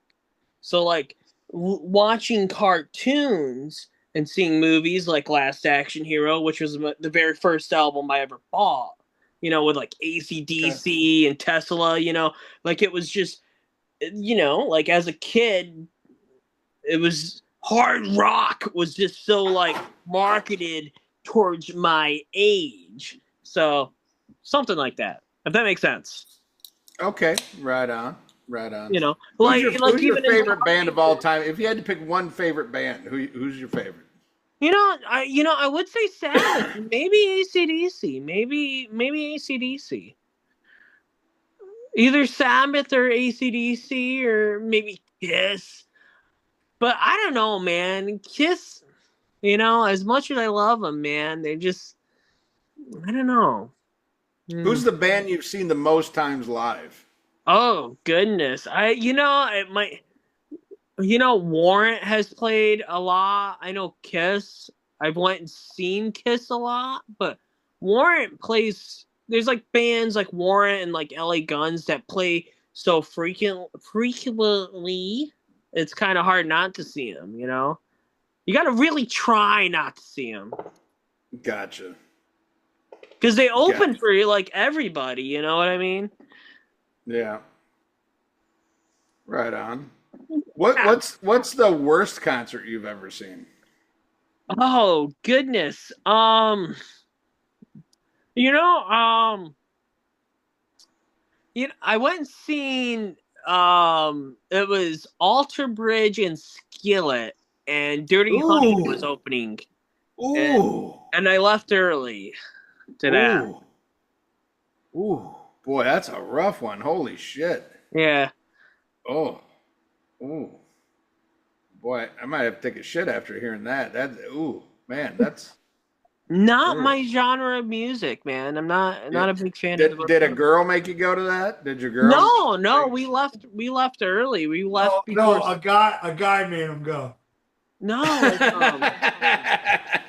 because Dirty Honey, they like kind of first came out, and I kind of liked them, and I was kind of looking for things to do, and I think I got like tickets like on Groupon, like super cheap, and when we went there, well, like it was a theater and it was seated, but even the seated like portion was general admission, which I've never seen at a venue before, so I don't think it really sold that well.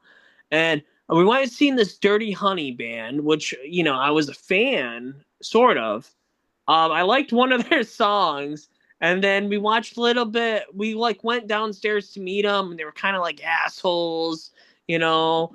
And then we went back to our seats, and our seats were taken because they were general merchandise, and we just kind of left. So, general admission, not merchandise, whatever, you know.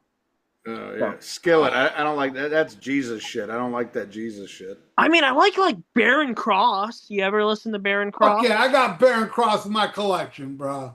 Yeah. Let me show you what I'll grab it. Great album. Not a fan. Have you ever listened to him? I might have heard a song. Oh, I mean, I definitely know of them.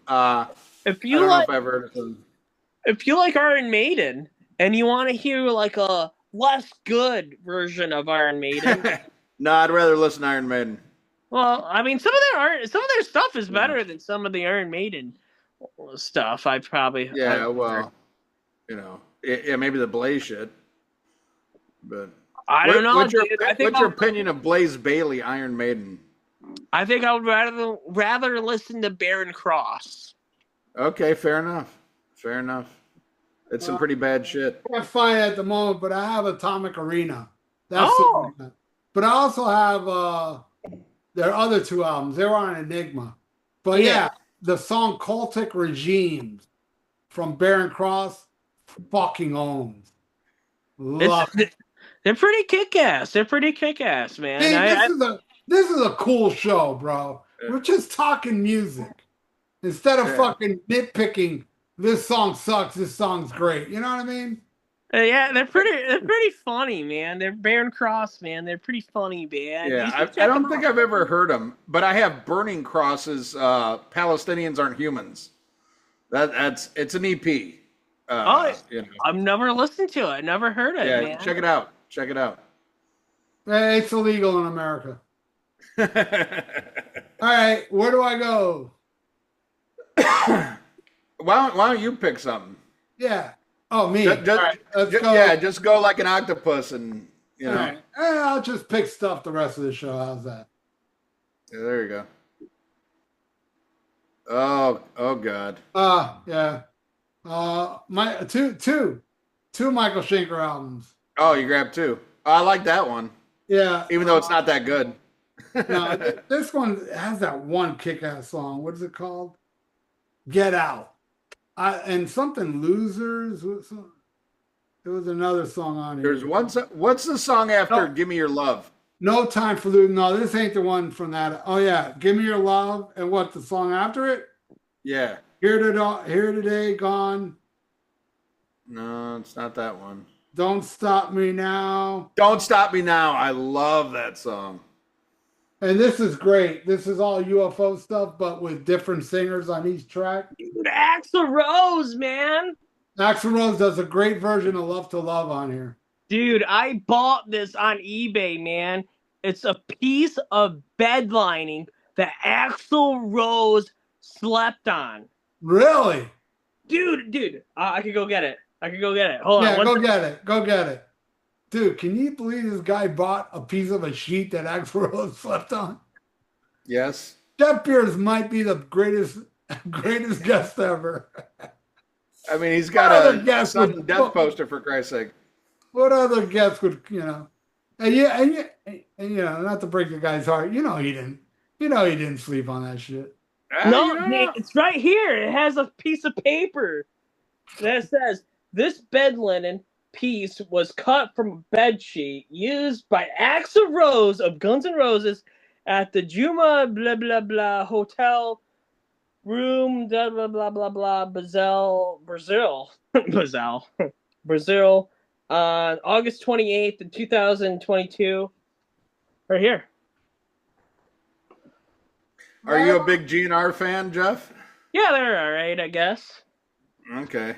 Well, fuck, you bought that, didn't you? Okay. Well, I mean, you admit that like Chinese democracy sucks, though, right? Better is a fine song. Better's the best thing on there. I think Better's good. Chinese Democracy, the title track, is all right. Yeah. It's the other 74 ballads I don't care for. I only like the songs that Ian likes because all my music just depends on Ian's opinion. All right, here we go. Right there. There you go. Grab it. Over here. I want everybody to see my hand getting it. You know what I mean? All right. Here we go.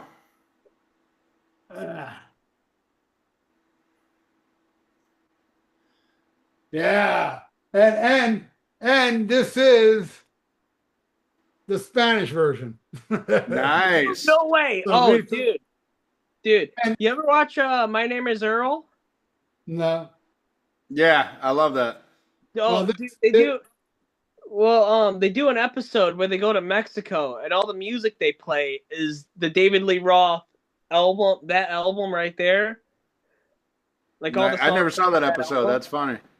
Because it's the one where they go to Mexico to get Catalina. Yeah, I didn't see that one. And behind, and I also in here I got the two singles. Oh, I got nice. Yankee Rose, What's the B side? Shy Boy.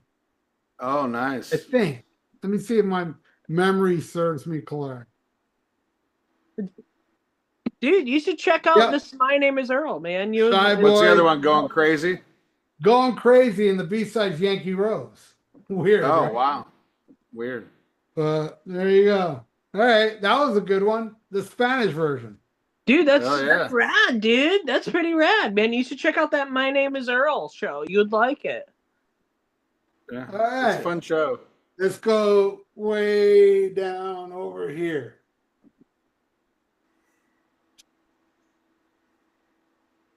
Oh, Ugh. my favorite Thin Lizzy album with the Obi strip, man. You know where I bought this in? Japan. At Rockin' Pod. Oh, really? Yeah, one of the vendors. Which one? I don't You remember remember? the vendor, Okay. but hell yeah, my favorite Thin Lizzy album. Waiting for an alibi, got to give it up. Toughest street in town. S&M. Woo! Get out of here with love. What is your opinion on Thin Lizzy, Jeff Beers? Dude, I love Thin Lizzy, but I love that shirt, man. I just noticed that. I just noticed your shirt that you have on. Oh, Phantom of Dude, the Paradise. yeah, man. Dude, that's rad, man. I love that. You a fan of that movie? I love that movie. Fuck yeah.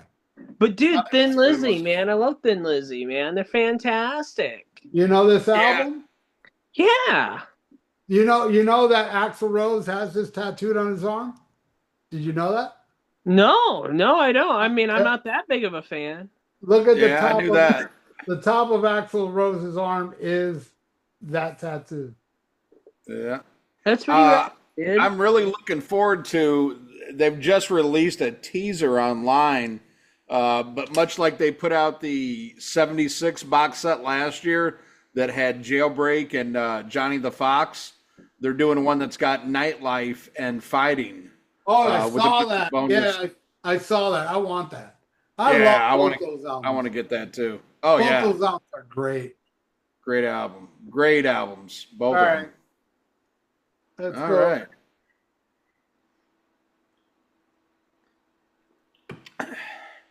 Ian's favorite, Black Sabbath with Tear. Dude, no Look- way. You got that on look- vinyl? look. That's pretty rad, actually. Yeah, Is it- Jeff Beers. Is that did original or is that from the new shit? the new shit?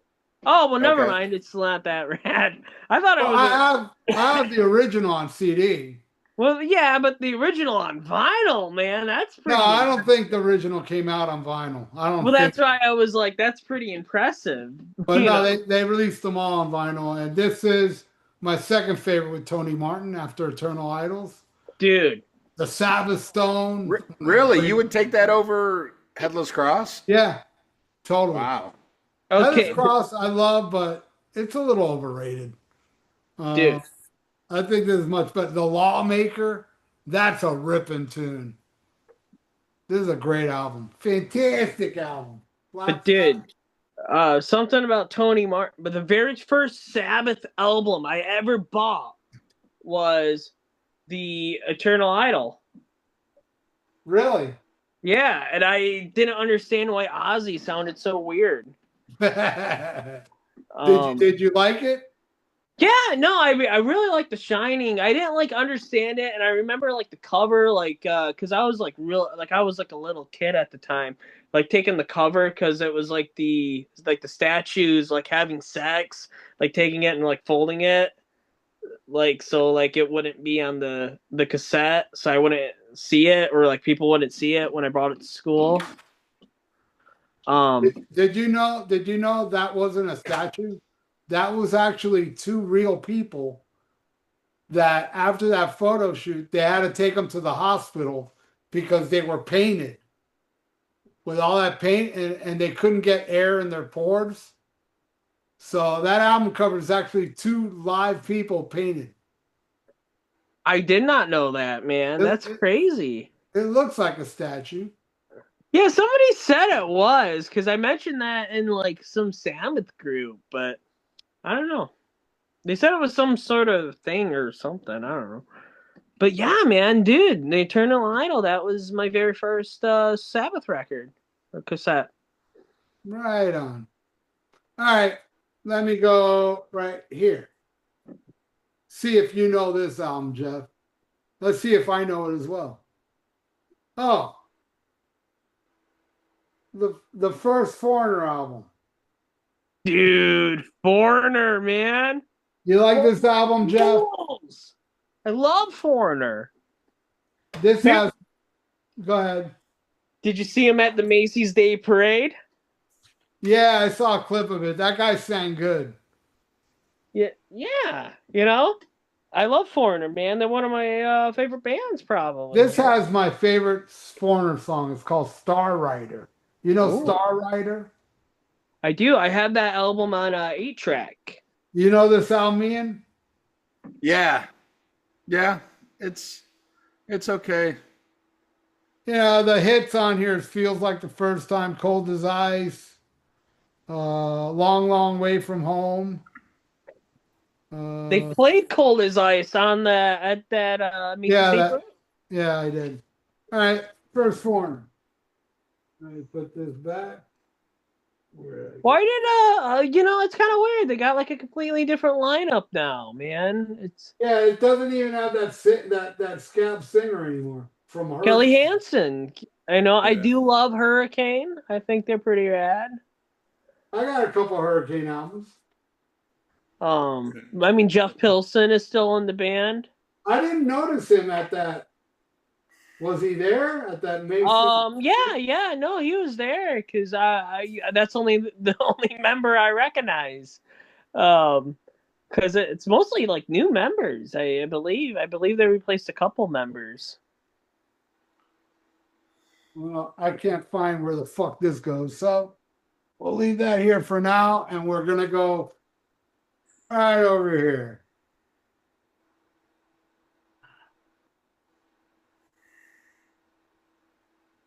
Blue Murder. Mm. Now that's an album. Dude. This is a great album. Carmen Apiece, right? Yeah, and John Sykes and Tony Franklin. But dude, Carmen Apiece, he's rad, man. You ever seen Black Roses? No. That movie sucks. More like Yeah, not a fan of that awesome. one. I've tried so hard to like that movie. I've forced myself to watch it multiple times. I cannot get into it. I don't know, man. I think it's pretty rad, man. I think it's a wonderful movie. Hey, it's cool if you like it. Ralph, let me ask you this, because, I mean, you were there back in the day.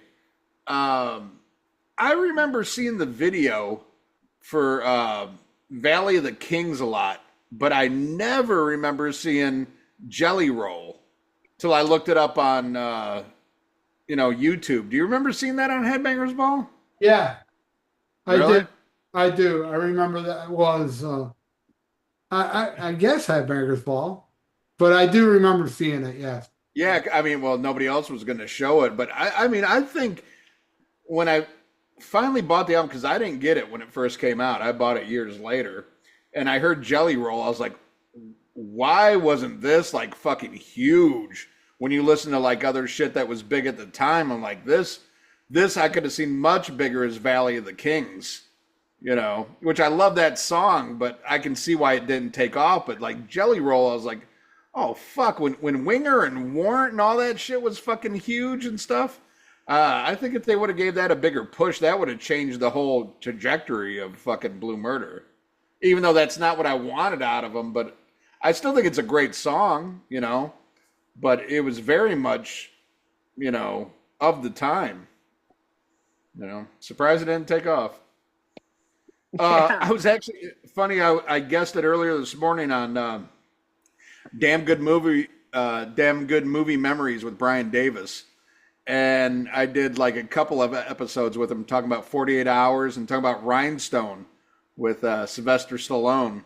And I was doing all this research on Rhinestone, and Sylvester Stallone saying like his initial vision of Rhinestone is he wanted rock and country in the movie, and he said he reached out to Whitesnake to do music for Rhinestone, and then the movie company and everything was like, no, we're keeping it totally country. Could you imagine like Whitesnake and Dolly Parton songs in the same fucking movie? That would have been a little more wackier than it was already. Well, and the funny thing is, I kind of call bullshit on it because if you think about it, that movie came out in '84, and so it was made in '83.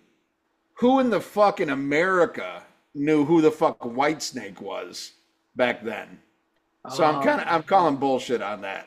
I You don't know? know, man. Stallone, man, like he when Cobra came out, he had a big hand in like doing the songs and like choosing who was on the Well, soundtrack and yeah, stuff.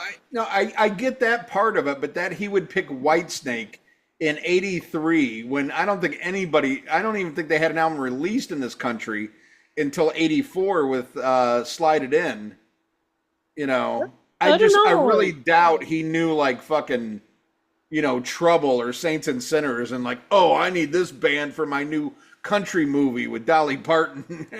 I don't know, man. I think it's definitely plausible with Frank All right. Stallone being his brother, big in the All right. music. You're more understanding than I Yeah, am. I'll give you that. Frank Stallone had his ear to the ground with rock bands from Europe. Take me back, Oh, do but dude, do do, take me back. what was it? But Carmen Apiece, right? Black Roses, because King Cobra, right? Yeah. Uh, the singer, right? You've heard about the singer from King Cobra. Yeah. Yeah. It's dead. Yeah. What? Dead? Yeah. You didn't know that? Marcy Free died. No way! Yeah, like Yeah. last week Last week? or a week or 2 weeks ago. Yeah. Yeah. Oh, She no changed her way. mind. She was gonna go back to being a male, and she died in the middle of an addictomy. Well, I Yeah. bring her up because she lived in Flint, Michigan, right? Yeah. And I live in Michigan, and I found her on Facebook. So I like asked her out, but it, she said no. She said no, so I didn't end up getting some from the singer from King Cobra. That That's didn't. hot. You're into trannies? Hey, if it works, it works. Weren't you afraid she'd tickle your asshole? Yeah, With they're that into tongue? that, Jeff. Not afraid, curious. Yeah. Hey, Ian, you know who didn't have a ticklish asshole? Who's that? Ace Frehley. Well, maybe. I mean, just because it's ticklish doesn't mean, it can't be fun. Hey, it would have been a lot of fun with that tranny from King Cobra. Yeah, but it just didn't work out. Hey, you gave it a try. Did you write "Hungry"? Like the lyrics to the song "Hungry." Dude, I should have. Man, I could have been like, you want to see That could have done it. You maybe recite I could see her Iron Eagle. You know what I mean? Hey, you recite her some of those King Cobra lyrics, and you'll be giggling from her licking your asshole. But it's too late now, man. It's Should have told her you had a King Cobra in your pants. Hey, with a shovel, it's never too late. Yeah, you could do some Weekend at Bernie's type shit. Hell yeah! I think that's not in Michigan. Come on, hey, Jeff, it's only been 2 weeks. It's only been 2 weeks. There's a couple of states. It's not smelling that bad yet. Where it's legal, actually, but not in Michigan. But if you're into that fucking trainee thing, you ought to try the guitar player from Vane. Yeah, I had a dream about her last night, actually. Yeah. But, do tell. Well, no. Actually, I had a dream that she came on my podcast. Because I got a podcast. You do? Yeah. Yeah. Oh man, he's interviewed some big stars. What's your podcast? I want to go listen to it. It's called there's this thing called Big Talk Nation, and my podcast is like an umbrella under that, and it's like with Jeff Beers. I think if you look up Big Talk Nation with Jeff Beers, you'll find my podcast. And I had some pretty cool people. I had Ernie C of Body Count. Cool. Lips of Anvil. Nice. Michael who played for Damn Yankees, and I talked about Accept a lot because I like Accept. The guy Hey, had I gotta hear Jeff Beers interview somebody. It must be um fucking radical. I'll tell you what, it's better than Freeform. I'll tell you that much. um I just had an episode with the writer of Death Race 2, 3, and 4, and he directed and wrote Doom Annihilation. So if you've seen the sequels to Death Race, Yeah. I just like Death Race 2000. dude, I love Death Race 2000. Dude, That's the that shit. car, the car that from that movie, the Gator car, went on sale for $18,000 and sold in Illinois. I was like, dude, I could have bought that car. Recently?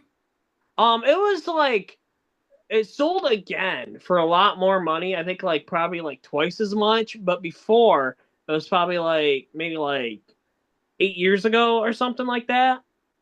It sold for 18,000, man. Like that's like not a lot, man. I could have bought that.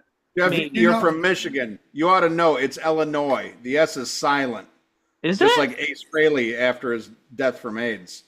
Yeah, you don't pronounce the S. It's Illinois. did you Really? know? Did you know that Wendy Dio is in Death Race 2000? I was not No, aware of I did that. not know that. There is a scene. There's a scene where Sylvester Stallone's being massaged by a blonde woman. That's her. That's Wendy. No shit. I never knew that. Dude, Yep. I love that movie. It's actually right over I there. actually watched it. I watched it not too long ago. It's a fucking classic. It's a movie that I always heard of when I was a little kid. People would talk about it. Oh, it's a movie where these cars run over people for points. And then they finally gave it. Remember back in the day before we had cable TV, remember there were the UHF channels? Yeah. We had a UHF channel, Channel 51. And I swear I'm not lying to you. You know when you're watching a TV show, the little on the bottom corner, the station will pop up like Channel 51 Yeah. on the corner. I swear they say the first time I ever saw Death Rate 2000, there's a nude scene where the chick is with her tits out, and they showed it on TV right when the little channel 51, and they showed tits. And I'm talking, this is like fucking 79, 80.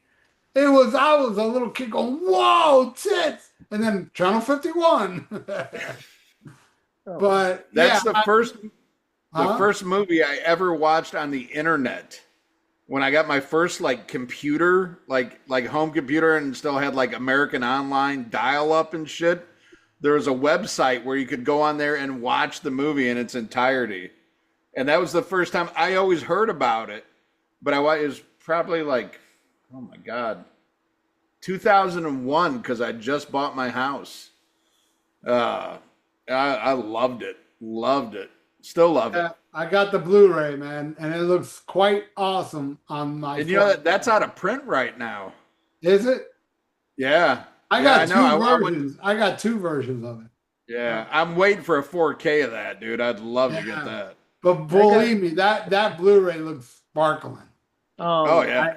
I got the VHS and it looks pretty good. Well, I used to have the VHS of that. Nice. But I got HBO pretty early on, maybe 1980. And Yeah. I remember when we got HBO, the very first movie I saw, and it's very underground. Like, not a lot of people know about this movie. It was called The End with Burt Reynolds and Dom I DeLuise. love the end. Love Dude, it. that album, that's a dark movie.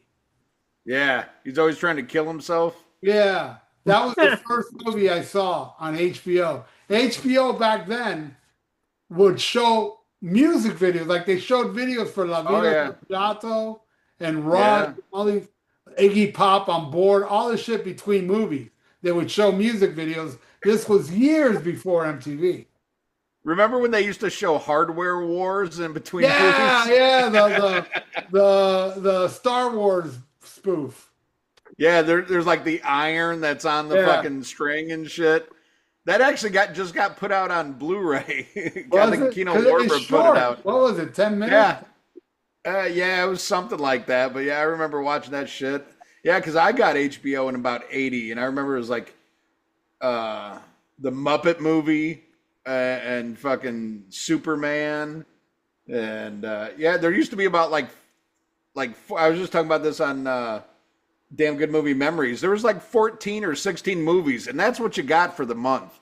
And they just kept showing them. But they had to fill up the space, so they would have the videos and the MTV juke or the HBO jukebox thing where they would show the videos and stuff. You know, I when I was a little kid, when I first got HBO, I used to go to the actual cable place to Yeah, get one of their guides because you couldn't find what was on TV Guide. You went yeah, actually there, and it was for free. yeah. You can get that. We got it in the mail. HBO that month.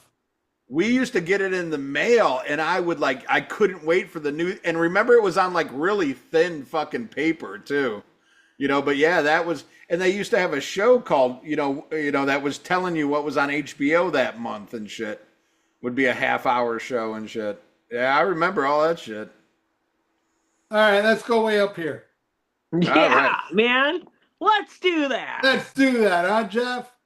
Yeah. That feels like this feels like a box set. Ooh. Yes. Ah, the Motorhead Iron Fist box set. Oh, dude, I love Motorhead. This has a double live album, but it's a book. It's an actual book with vinyl inside. I got Another Perfect Day as well. The live shows from Perfect... Toronto, right? On that one, if I believe memory so, serves. Yeah. Yeah. And yeah, man, this is fucking awesome. And it's got like a nice little book and page. Good thing this is hard covered, but yeah, it's got like let me show you guys, like really a book, like, look at that fucking classic picture right there, man. Can you get more classic Motorhead picture than that? Seriously. Maybe that picture of him in the short shorts. No, you're wrong, dude. But I can understand why you like that because you're into trannies. Yeah, All right, that was a good one. What do you all think? What do you think, Ian? Have we done Iron Fist on this episode? I think we did that with Aaron Camaro. Okay, great album, man. Yeah. But you mentioned Another Perfect Day. That's my favorite Motorhead album. With Live at Brixton, 87. Those are my two favorite. On here. I got the box set of that as well. Another Perfect Day and Live at Brixton, 87. Those are my two favorites. And we did that album with Terrence. This is Live at Hull City, 22nd of June, 1983. So it's I got that Brixton on compact disc, but that's a pretty cool live album, man. That's it's cool. It's got like comic book in it. Yeah, that was in the original, in the record and stuff. The comic was killer pages. That's one that really fucking grew on me. I think I heard it for the first time, and I was a little underwhelmed. And then I heard a compilation that had Shine and I'm trying to remember what the other single was off of that. But I really got into those songs then, and then when I went back and listened to it, then I just got it. What now? Oh, dude, I have Live at Brixton and that's Another Perfect Day. Live at Brixton's right here. I got that one. But it's a really cool album. How I discovered Another Perfect Day was there was a radio show down here in South Florida.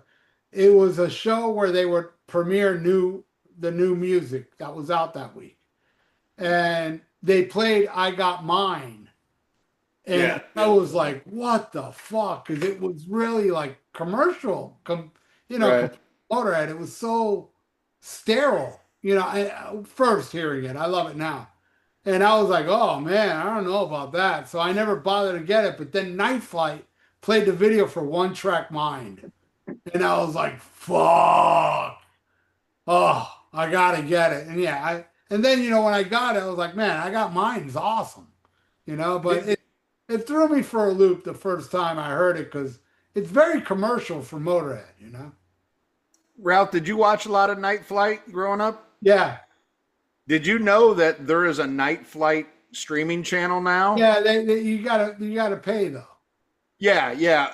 I've had. I mean, it's not that expensive. It's like maybe $6 a month. But I have it, and man, it's just they show classic Night Flight like episodes and everything. I mean, it's really good. If you like that and you like that era and like the Is weird movies they Radio would show. 1990 on there? Yeah. Oh shit. Yep. Really? Yeah, no, you need to get it and go like on whatever, like, on your TV. If you get, I know you got a smart TV, you can go on there and get it. And yeah, I think it's like $5.99 or $6.99. You can buy a subscription for the year, which makes it a lot cheaper. But man, if you love all that old Night Flight shit, and they've got all the old interviews from the night, like Kiss, Creatures of the Night, and shit like that, and all kinds of different shit. But it's definitely worth it if you like what they used to show and all that stuff. I really think you'll dig it.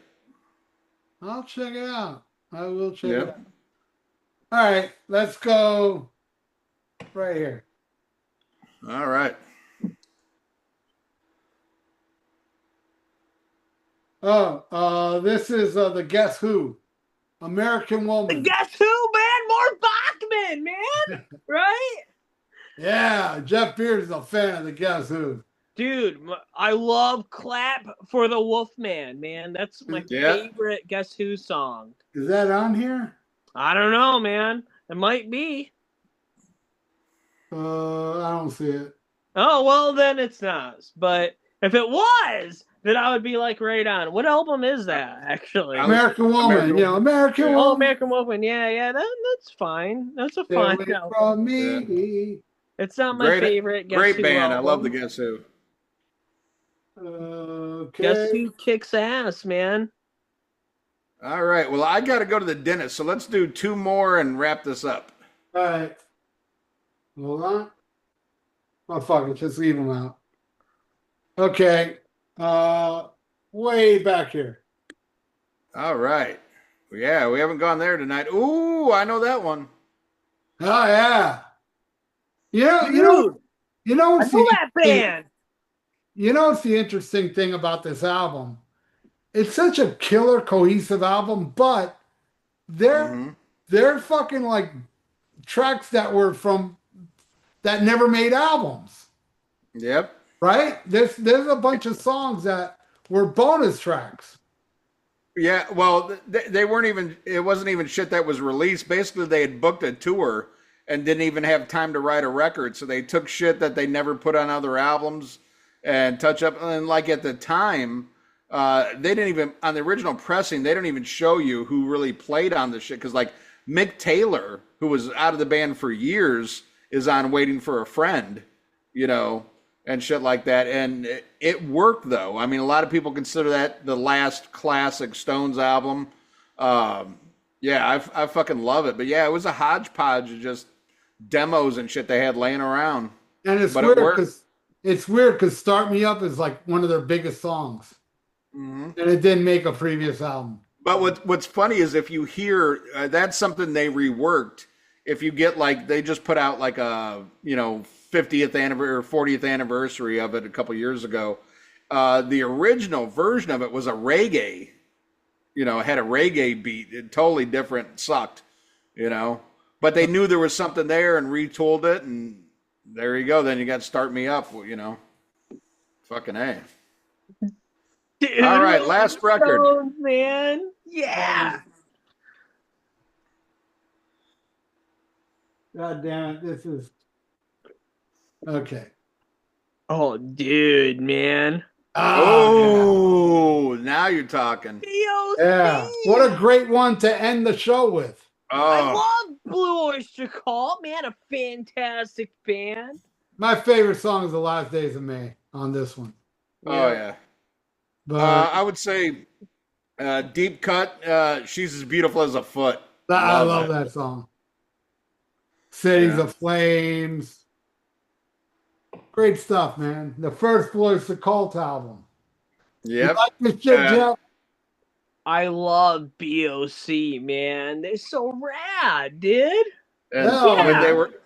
when they were on that tour, my dad got them to play the local YMCA in my hometown because he was in charge. Like they went to him for like who's cool bands to book, and he goes, you got to get this band Blue Oyster Cult, and they actually played my hometown at the Dude. YMCA.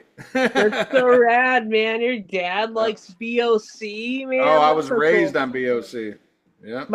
My dad does like the song Godzilla.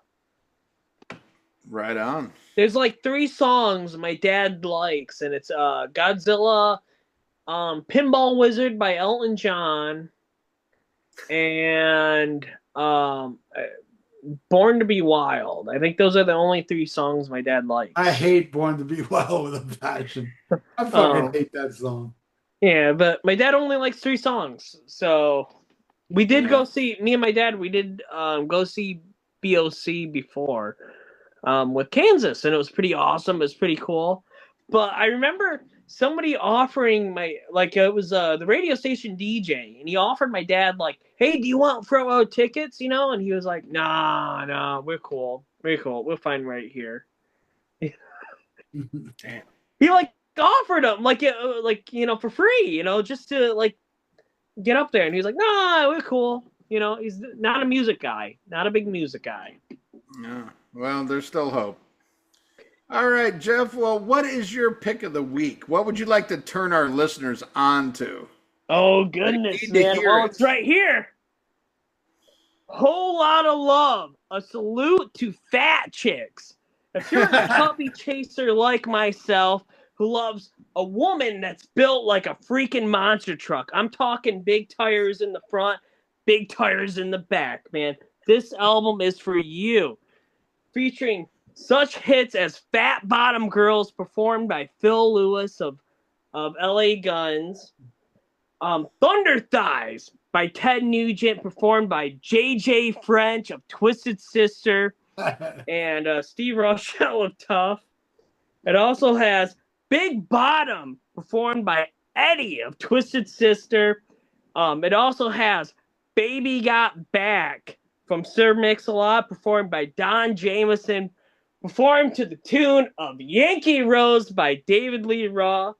This album is for you, man. I love fat chicks, and I love music about fat chicks. So check this album out, man. I remember when that came out. Salute to fat chicks. Right on. You guys heard of this album? No, No, I remember when it came out. I don't. Yeah. I never heard of it. Oh, dude, CC Banana, man, one of my heroes, man. Such a tragic story, man. If only he knew. AIDS, right? Well, he killed himself. Because he had AIDS. Well, he got into debt, I thought, from this album, actually, because now, okay, so I think this is the story. He got into debt from this album because nobody bought it, and he killed himself. I thought that's what the story was, but I bought it, and I paid way too much money for it. I think I paid $41 for this. Oh my God! Wow. I remember that shit came out. It was like $12.99. Whole Lot of Love, performed by Freaky Benelli and Alex from Quiet Riot. Whole Lot of Rosie, performed by Jeff of Cinderella, man. Yeah, there you go. So right on.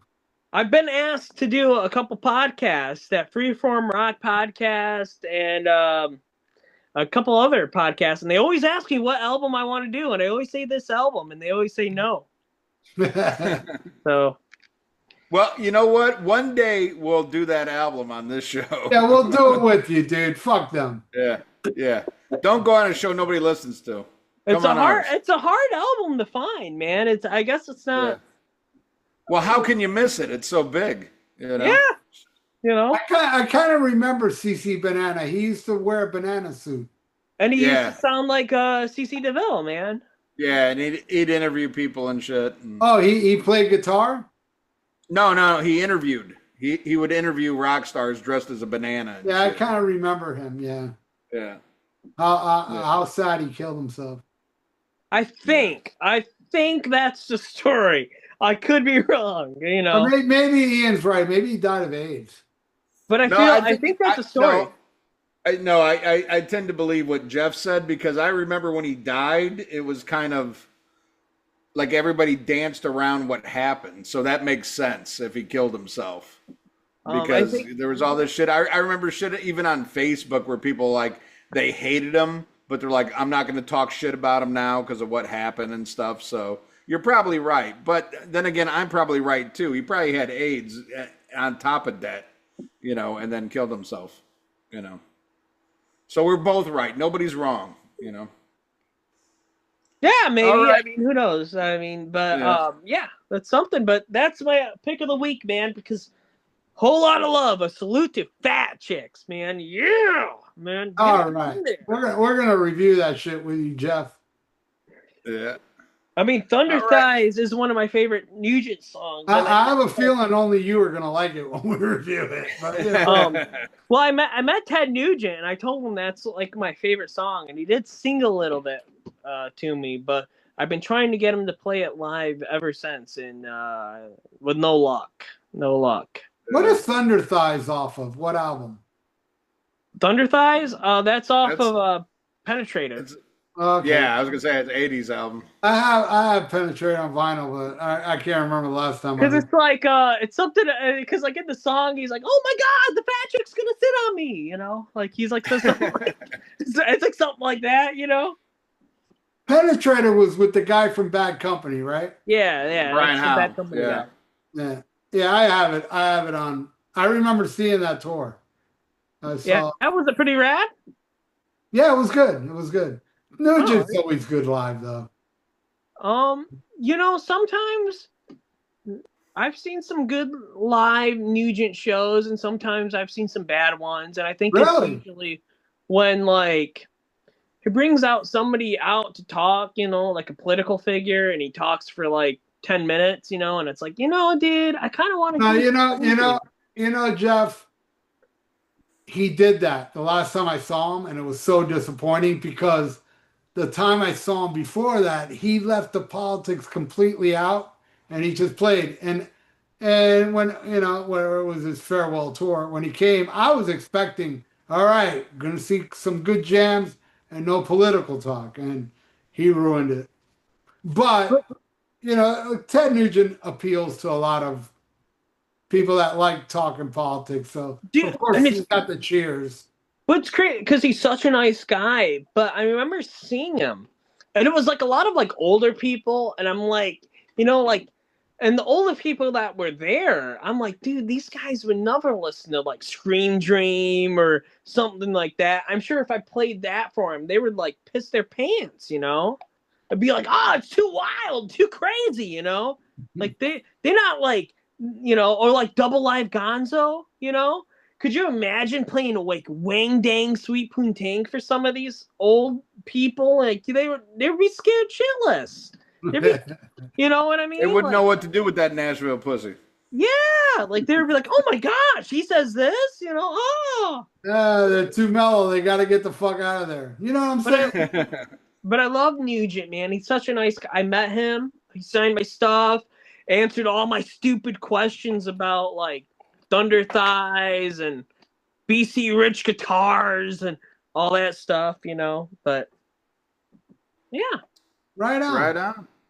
All right. Ian, what's your pick? My pick of the week, I'm going with the fourth studio album from Death, and that is Human. This one was recorded with a couple guys from the band Cynic and let's see, Paul Mo or two Paul guys from Cynic. Moss. Yeah, him and Sean Reiner from Cynic, and then Steve DiGiorgio on bass. Man, this one I was like, holy shit. Um, some people consider this the last one where they were actual death metal. Well, Saying they like, got very technical on that album, though. oh yeah, even on this one. But it's still like it's death metal vocals and everything. But oh my god, the musicianship on this one is through the roof. And if anybody knows this one, they might know Lack of Comprehension, the video that was on MTV and on Beavis and Butthead and shit. But like Suicide Machine, Vacant Planets, Together as One. Yeah, that's one of my favorite out there. Oh yeah, it's really good, and I think it's a good. I think Death in general is a good band for somebody like if you're already into thrash or you like progressive metal and stuff like that. This could be the one like a gateway into it because I think this is really what kicked it off. I just went like checking out some Death, and then I went full blown into fucking death metal this whole last week, man. It's all I fucking listened to. But it's definitely like their middle period, from, Scream Bloody Gore, Leprosy, and, Spiritual Healing. This is the one after that. And then they would get more into the progressive with, individual thought patterns, symbolic, Sound of Perseverance and shit. But I love it. You like Human, Ralph? Yeah, I do actually. I like all the Death albums up to Symbolic or Individual Thought Pattern, but I'm more aligned with the first two. But first it's kind of like an order. It's my fourth favorite, But my favorite's Leprosy, then Scream Bloody Gore, then Spiritual Healing, then Human. Right on. But yeah, check it out. It's like I said, especially for fans who like death metal already know it, but there's a lot of people out there aren't into it. I think this is a good starting point. If you already like thrash, like I said, or some progressive metal, I think there's something in here for everybody, and could be your gateway to next thing you know, you're listening to Cannibal Corpse. You never know. What's your pick of the week, Ralph? All right, you want to tell me where to go?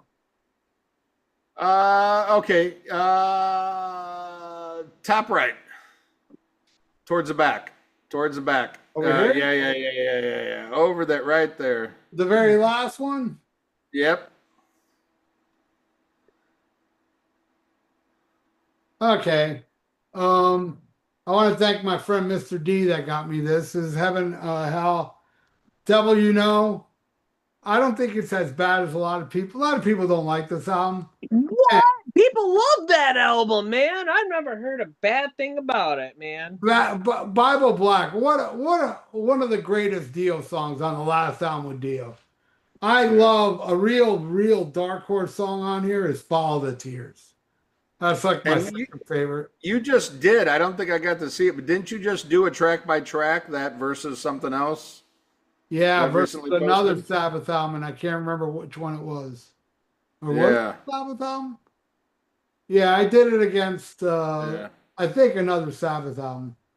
Yeah. But I'm not a huge fan of that album, but there is some great stuff on there.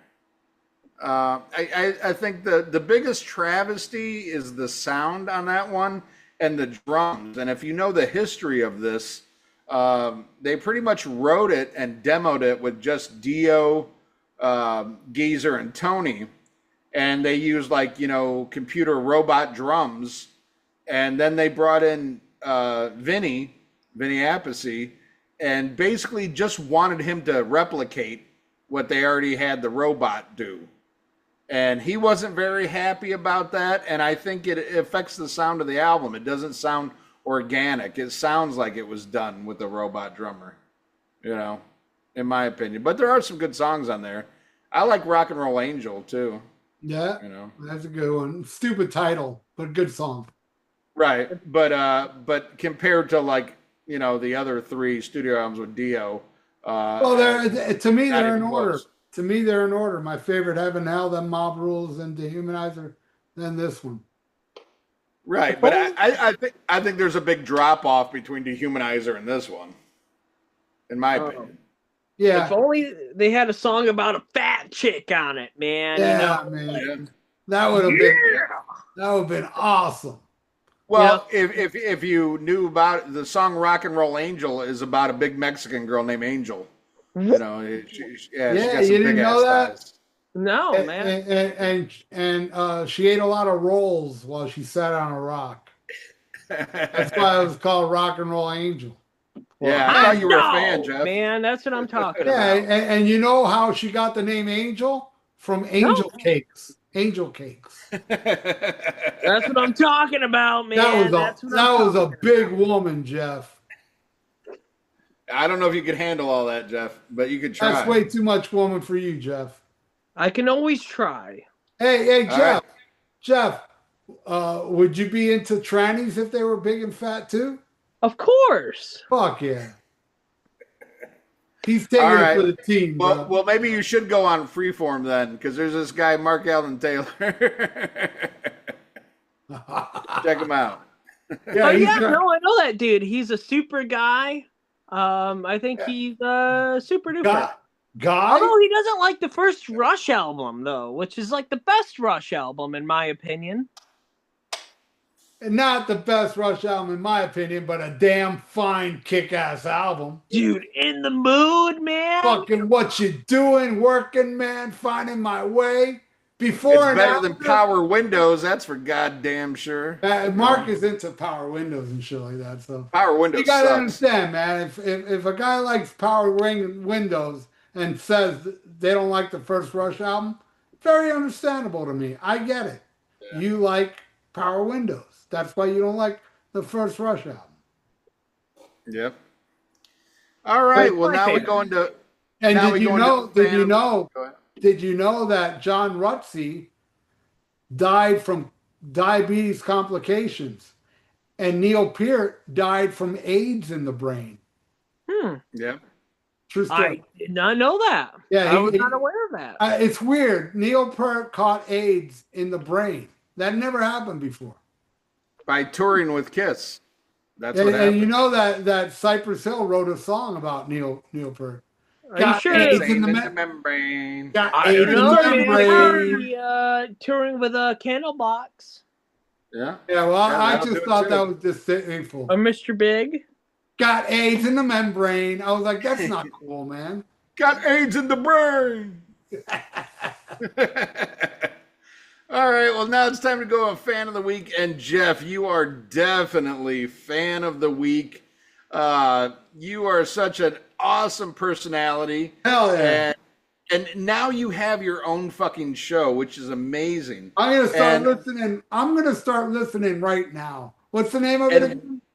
It's like Big Talk Nation with Jeff Beers. I guess it's like pretty big because there's been some the singer from Great White has worn one of our shirts. Yeah. I don't know. There's some guy does all that stuff, but yeah, I got some interviews with Lips from Anvil, Ernie C of Body Count, Michael from Damn Yankees, and where we talk about Accept, Babylon AD, and there's like just like obscure people like I find like there's a movie called The Minion with Dolph Lundgren that came out in the 90s. I found the director and I interviewed him and we talked about him doing that movie. I can't wait to listen to this podcast. You know what I bet this podcast is going to be like? Like when Chris Farley interviewed Paul McCartney. It's No. like that, but like Wayne's World, I guess. Same shit. No. Because No, it's like I listened to an episode where he interviewed this fat chick that works at 7-Eleven named Pam. That yeah. shit was awesome. It's a good episode. And it's got more listeners than Freeform. So, I mean, that ought to tell you, it's a big fucking show. You know? Yeah, no, we got some cool people, man. We got Yeah. like I interviewed this guy R, and he was stunt coordinator on Half Past Dead, but he ended up directing Half Past Dead Part 2, with Goldberg and Ja Rule. And he also did Firepower, which had the Ultimate Warrior, and he was the fight coordinator on that. So he ended up teaching the Ultimate Warrior fight coordination stuff. But yeah, lots of cool stuff, man. I think it's cool. We have that's a sad episode because I didn't know Ja Rule died from AIDS too. It's going around. Wear rubber, kids. We have Sawborg from Guar. I interviewed him. That's awesome. There, so I don't know. Maybe it sucks. I don't know. I think it's okay. I'm gonna check it out. Yeah, awesome. And I implore all our listeners to go check it out, man, and support the great Jeff Beers. Yeah, Jeff rules. Yeah. Right on. All right, everybody. That's it for our new venture. Now I'm gonna come up with more ideas. We're gonna take a break from the album reviews, and I'm gonna come up with more shit to talk about to keep the fucking, like, this episode was very entertaining all the way through. It didn't take no dip, and that's what we got to keep doing. No dips. Yeah. Then when we do review an album, we'll be fired up and it won't be dipping. Dude, if you ever review that Fat Chicks album, we are. Yeah. Just give us a little bit, because we're not going to review an album for a little while. And if you ever start reviewing Van Damme movies, Can I make a request though, Jeff? Yeah. When we review this album, can you find a portly friend that can dance behind you while we talk about the songs? I am married to a large woman, man. Yeah. Would she be willing to dance in the background while we're reviewing the songs? Oh, yeah. Hell yeah. That'd be a great episode. Oh, yeah. I'll ask her right after I see her, I guess. I guess she lives here, so I'll probably see her. You live with your wife? Yeah. What the hell's wrong with you? I don't know. You're not supposed to live with your wife. What do you mean when you see her? If she's big, you can't miss her. Yeah. I guess so, but she got the ass, man. You know what I'm talking about, man. Yeah. When she sits around the house, she sits around the house. Around the house. Yeah. That was a Buddy Hackett special thrown at you, man. Rest in peace, Buddy Hackett. And CC Banana and Marcy Free. Yeah. Sorry you missed out on that. Buddy Hackett said a joke. I can't remember how the joke started, but it was like, oh, he blamed some kind of race for something, and then Buddy Hackett goes, yeah, it's kind of like what the Jews did to the Titanic. And they're like, what did the Jews did to the Titanic? Goldberg, Schwarzberg, iceberg. What's the difference? Right on, everybody. Well, it's been an exciting episode, and we're gonna come back next week. Maybe we're gonna talk about movies, huh, Ian? Let's throw out maybe some movies. Maybe like that sounds good to me. Like movie with sequels, some shit like that. Van Damme movies or Steven Seagal. Let me know, man. I will. I'll let you know what. It should be something we don't have to study. It's in our DNA. Some movies, that have sequels. And we'll talk about that. We'll talk about that next week. So everybody, thank you all for watching. Till next time, schmack 'em a gob. Bye.